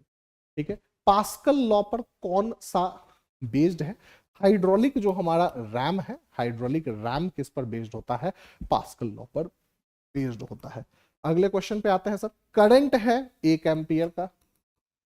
ठीक है, cross section of the filament, time है आपका 16 सेकेंड्स का। तो नंबर ऑफ इलेक्ट्रॉन पूछ रहा है क्या, नंबर ऑफ इलेक्ट्रॉन पूछ रहा है सर। Q बराबर IT लिख देते हैं तो Q बराबर 16 कूलम्ब हो जाएगा, और Q बराबर NE होता है तो N बराबर Q बटे E हो जाएगा, मतलब 16 बटे 1.6 इंटू 10 टू द पावर -19 होगा। तो ये सर देखिए क्या हो जाएगा, ये ऊपर से 10 बार में चला जाएगा, ये -19 ऊपर जाएगा, 10 के पावर 20 इलेक्ट्रॉन, 10 के पावर 20 इलेक्ट्रॉन ऑप्शन ए में क्या है, ऑप्शन ए में दिया गया है।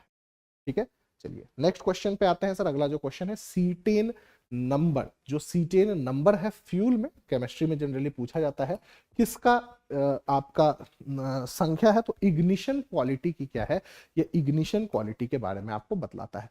बॉटल ओपनर, बॉटल ओपनर जो है वो सर सेकंड क्लास लेवर होता है, ऑप्शन बी जो है वो ऑप्शन बी क्या है, ऑप्शन बी करेक्ट है। ठीक है, अगले प्रश्न पर आते हैं सर। अगला जो हमारा प्रश्न है क्या बोल रहा है, फिर से न्यूमेरिकल है, स्पीड 18 मीटर पर सेकंड दिया हुआ है, यू 18 मीटर पर सेकंड है। ठीक है, डी एक्सेलरेशन -4, मतलब एक्सेलरेशन की जगह आपको -4 रखना है, टाइम जो है वो 4.5 हो जाएगा सर। ठीक है, डिस्टेंस पूछ रहा है s is equal to u t plus half या v स्क्वायर माइनस यू, क्योंकि v इज इक्वल टू 0 होगा, ब्रेक लग रहा है, तो v square minus u square is equal to 2as, v u का स्क्वायर तो हो गया -18 इंटू 18 बराबर 2 गुने -4 इंटू 4.5। ये 18 बार में एक 18 चला जाएगा, माइनस से माइनस कैंसिल हो गया, 9 बच गया, तो s की वैल्यू कितनी आ गई, 9 मीटर आ गई। ठीक है, ब्रेक के एप्लीकेशन के बाद ये कितना चलना चाहिए, ये 9 मीटर सही जा रहा है, 16 18 दूनी 36, तो 2 9 मीटर ही सर क्या होना चाहिए था, 9 मीटर ही यहाँ पर आंसर आना चाहिए था। ठीक है, U 18 है, फिर से चेक कर ले सर, A 4 है तो 4, टाइम 4.5 है तो 4.5 गुने 4 18, वो 18 से 18 कैंसिल हो जाएगा, यहाँ पे S भी है। अच्छा, टाइम लिख दिया, अच्छा यहीं पे हमसे गलती हो गई सर थोड़ी सी, देखिए यहाँ पे 18 इंटू 18 बराबर 2 गुने 4 इंटू एस होना चाहिए था, हमने टाइम लिख दिया, तो एस की वैल्यू कितनी हो गई सर, 18 इंटू 8 बटे 2 हो गई 4 बार में, तो 18 दूनी 36, 4 72। अभी भी जो है वो आंसर क्या हो रहा है, 2 18 और 4 18 मीटर, ऑप्शन डी में आ रहा है। ठीक है, कैलकुलेशन में थोड़ा सा एरर हो रहा था सर, बाकी तो बहुत बेसिक सही क्वेश्चन है। Magnetic field line inside a current carrying conductor कैसा होता है, सोलेनॉइड कैसा होता है, पैरेलल स्ट्रेट लाइन होते हैं सर, अंदर जो होता है वो हमेशा क्या होता है, पैरेलल स्ट्रेट लाइन ही होता है। ठीक है, अब आगे जो है हमारे पास केमिस्ट्री के क्या है, यहाँ पर केमिस्ट्री सवाल है, आइए देखते हैं क्या बोल रहा है। बोल रहा है in school art competition student were asked to create life like sculpture. Sir sculpture बनाने में जिप्सम या प्लास्टर ऑफ पेरिस की बात करी जाती है, प्लास्टर ऑफ पेरिस ऑप्शन में है, ऑप्शन बी को क्या कर देंगे, टिक कर देंगे, पूरी कहानी पढ़ने की जरूरत भी नहीं है, ऑप्शन बी क्या हो जाएगा, ऑप्शन बी जो है वो क्या हो जाएगा, करेक्ट हो जाएगा। आगे आइए सर, एनआइसोट्रोपिक इन नेचर, इनमें से एनआइसोट्रोपिक कौन है, आइसोट्रोपिक और एनआइसोट्रोपिक की बात करी जाती है, इनमें से जो एनआइसोट्रोपिक है वह कौन है, वह कॉपर है। ठीक है, अगले प्रश्न पर बढ़ते हैं सर। अगला जो क्वेश्चन है क्या बोल रहा है, which one of the following is not a type of thermoplastic, इनमें से थर्मोप्लास्टिक कौन है, नहीं है। ठीक है, तो टेफलॉन है, पॉलिस्टीरीन है, पीवीसी है, टेराइलिन नहीं है, मतलब 4 ओनली, ऑप्शन बी में यह आपके पास क्या है, थर्मोप्लास्टिक पॉलीमर नहीं है। ठीक है, नेक्स्ट आता है क्या बोल रहा है, which one of the are used as standards for determining the minimum and maximum knocking characteristic, octane number, octane number के लिए क्या यूज करते हैं, आइसो ऑक्टेनन हेप्टेन यूज करते हैं। ऑप्शन ए जो है वो ऑप्शन ए क्या है, करेक्ट है। ठीक है, नेक्स्ट आ रहा है सर, क्या बोल रहा है कि इनमें से कौन सी लिस्ट को मैच कीजिए। तो लिस्ट को मैच करिएगा तो देखिए सर, आपके पास फ्लोराइड से फ्लोरोसिस होगा। फ्लोराइड से क्या होगा, फ्लोरोसिस होगा। मतलब बी का 1 होना चाहिए। ठीक है, बी का क्या होना चाहिए, 1 होना चाहिए। मतलब ये और ये तो क्या हो गया, गलत हो गया। अब देखिए, अब आप क्या देख सकते हैं कुछ, कि आपके पास आर्सेनिक है। ठीक है, आर्सेनिक से आपके पास क्या होता है, प्रेसबिस्किसिस होता है, और आपके पास सी डी होना चाहिए था, यहाँ पे सी होना चाहिए था और डी होना चाहिए था, नहीं। आर्सेनिक से आपके पास मेलानोसिस होता है, ए का 2। तो ए का 2 जो है वो कहाँ है, ऑप्शन सी में है। ठीक है, 2143 जो है वह क्या है, सही आंसर है। ऑप्शन सी जो है वह क्या है, करेक्ट है। ठीक है, हालांकि ये क्वेश्चन ज्यादा बायोलॉजी में आना चाहिए था, बाकी तो। Monomer used in nylon 66, nylon 66 में कौन सा मोनोमर होता है सर, एडिपिक एसिड और हेक्सामिथाइलिन डाइअमीन जो है वह इसका क्या होता है, मोनोमर होता है। ठीक है, तो ये हमारे कुछ क्वेश्चन थे। लास्ट हमारा मॉक टेस्ट था जिसको कि हमने डिस्कस कर लिया है। क्वेश्चन जो थे लगभग 20-22 वही क्वेश्चन करीब आ रखे थे। ठीक है, तो बेसिक सही पेपर था, कोई बहुत ज्यादा डिफिकल्ट पेपर यहाँ पर नहीं था। ठीक है, तो फिर मिलते हैं सर अब पेपर डिस्कशन में। जय हिंद। जय हिंद साथियों, आप सभी का बहुत बहुत स्वागत है। उम्मीद करते हैं आप सभी बहुत अच्छे होंगे। और सबसे पहली बात, जो अभी आपका मॉक टेस्ट हुआ है उसका यह वीडियो सॉल्यूशन है। और साथ में मैं आपको बता दूं कि हमारे डिफेंस टीम की तरफ से करंट अफेयर की नई मैगजीन आई है, जहां पर सितंबर 2024 से लेकर के 25 मतलब जो 2025 है, जो मार्च है हमारा, वहां तक आपका यह चल रहा है। ठीक है, तो जो भी बच्चे यहाँ पर इस बैचेस को लेना चाहते हैं और साथ में ही यहाँ पर करंट अफेयर की इस बुक को लेना चाहते हैं, वो ज़रूर हमारी एप्लीकेशन को यहाँ पर डाउनलोड कर लेंगे। और साथ में ही जिन बच्चों का यहाँ पर मॉक टेस्ट है उनके वीडियो सॉल्यूशन भी साथ में मैं आप लोगों को दे रही हूँ। तो चलिए स्टार्ट करते हैं यहाँ पे हम सभी। और सबसे पहले जो फर्स्ट क्वेश्चन है, उससे भी पहले मैं आपको बता दूं कि जो नए बच्चे हमारे साथ जुड़े हैं उनके लिए देहरादून में ऑफलाइन क्लास हमारी चलती है, एनडीए फाउंडेशन बैच, जो कि 10th क्लास के बाद अगर आप तैयारी करना चाहते हो तो आप इससे यहाँ पर जुड़ सकते हो। साथ में ही हमारा आता है यहाँ पर एनडीए के लिए टारगेट बैच, सीडीएस के लिए टारगेट बैच और एसएससी इंटरव्यू। तो आप सभी इससे यहाँ पर जुड़ सकते हैं, जिसमें हम सभी बाइलिंगुअल ऑफलाइन क्लासेस आपको देंगे। करंट अफेयर मैगजीन मिलेगी, फुल लेंथ टेस्ट मिलेगा, स्टडी मटेरियल आपको कंप्लीट मिलेगा, रिकॉर्डेड क्लास। तो जैसे कुछ बच्चे साथ में क्लास नहीं कर पाते हैं तो उनको रिकॉर्डेड क्लास भी यहाँ पर अवेलेबल होगा। प्रैक्टिस टेस्ट आप लोगों को मिलेगा, फिजिकल फिटनेस ट्रेनिंग आपको यहाँ पर मिलेगी और इंग्लिश की स्पोकन क्लास भी आप लोगों को यहाँ पर मिलेगी। तो चलिए शुरू करते हैं। तो सबसे पहले जो फर्स्ट क्वेश्चन है वो हमारी स्क्रीन पे आ गया है और जल्दी से इसका आंसर करेंगे। कह रहा है कि जलीय पौधों में उछाल प्रदान करने और गैस विनिमय को सुविधाजनक बनाने के लिए किस प्रकार का पादप ऊतक जिम्मेदार होता है। Which type of the plant tissue is responsible for providing buoyancy and the facilitating gas exchange in aquatic plants. तो सबसे पहले नंबर पर आएगा यहाँ पर हमारा क्लोरेनकाइमा, फिर है स्क्लेरेनकाइमा, फिर है एरेनकाइमा और फिर है कोरेनकाइमा। तो इस तरह के क्वेश्चंस रिपीटेडली बहुत सारे मॉक टेस्ट में पूछे गए हैं और आप सभी को यहाँ पे पता होना चाहिए कि पैरेनकाइमा जो होता है उसी का ही एक उदाहरण, एक टाइप होता है जिसको हम सभी कहते हैं एरेनकाइमा। और एरेनकाइमा में ही क्या भरा हुआ है, एयर यहाँ पर भरा हुआ है।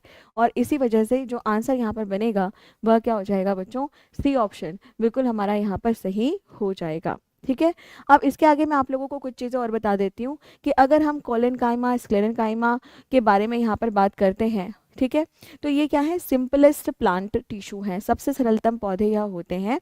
अगर आप यहाँ पर बात करते हो पैरेनकाइमा के बारे में, तो जो भी हमारा पैरेनकाइमा होता है ये सबसे सिंपल तरीके का प्लांट टिश्यू होता है और यह लिविंग सेल से बना है। इसके अंदर अगर आप सभी यहाँ पर देखेंगे तो जो फूड पार्टिकल्स हैं वो इसके अंदर स्टोर यहाँ पर होते हैं।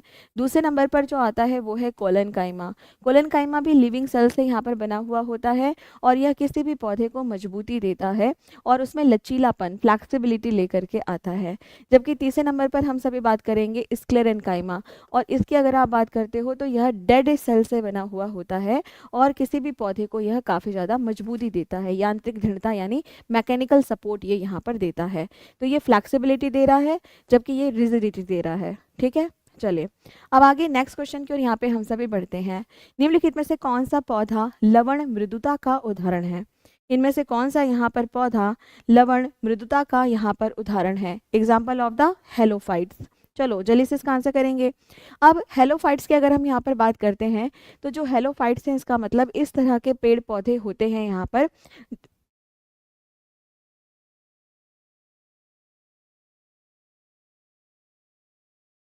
ठीक है बच्चों। तो अगर हम यहाँ पर हेलोफाइट्स के बारे में यहाँ पर बात करते हैं तो हेलोफाइट्स इस तरह के यहाँ पर पेड़ पौधे होते हैं जो ऐसी जगह उगते हैं जहाँ पर सॉइल में सैलिनिटी बहुत ही ज़्यादा होती है, यानी कि लवणता बहुत ही ज़्यादा यहाँ पर होती है, लवणीय जगह पर यह उगते हैं। और इसी का ही जो एक एग्जाम्पल है वो है यहाँ पे राइजोफोरा। और इसी वजह से जो सी ऑप्शन यहाँ पर बनेगा वह बिल्कुल हमारा यहाँ पर सही हो जाएगा। ठीक है, चलो नेक्स्ट क्वेश्चन की ओर यहाँ पे हम सभी बढ़ते हैं, आगे चलेंगे। नेक्स्ट है यहाँ पर कि रंध्रों के उद्घाटन को विमित करने के लिए कौन सा पादप हार्मोन यहाँ पर रिस्पॉन्सिबल होता है? यहाँ पे जो क्वेश्चन पूछा जा रहा है वह ये है कि यह बताइए कि अगर हम यहाँ पर बात करते हैं कि जो भी स्टोमेटा है, स्टोमेटा क्या है कि अगर आप एक लीफ को यहाँ पर देख रहे हो, लीफ में यहाँ पर छोटे छोटे से आपको क्या दिखाई देंगे? स्टोमेटा यहाँ पर दिखाई देंगे, यानी कि रंध्र आपको यहाँ पर दिखाई देंगे। और इनकी अगर आप बात करते हो तो यह गार्ड सेल के माध्यम से, क्या गार्ड सेल के माध्यम से इनकी ओपनिंग और क्लोजिंग यहाँ पर डिसाइड होती है। और इसको कंट्रोल यहाँ पर कौन करता है? तो आंसर करना, साइटोकाइनिन करता है। कौन करता है यहाँ पर? साइटोकाइनिन यहाँ पर करता है। और इसी वजह से जो ए ऑप्शन यहाँ पर बनेगा वह बिल्कुल हमारा सही हो जाएगा।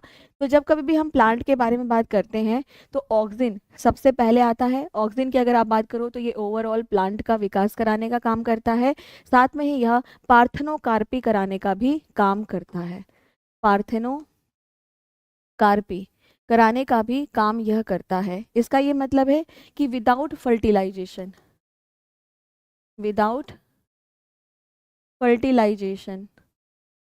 एंड विदाउट सीड एक फ्रूट बन करके तैयार हुआ तो उस प्रोसेस को हम सभी क्या कहते हैं? पार्थेनोकार्पी। जैसे बनाना, ठीक है, तो ये आपको ध्यान रखना है। ऐसे एक वर्ड यहाँ पर आता है जिसको हम सभी कहते हैं एपोमिक्सिस।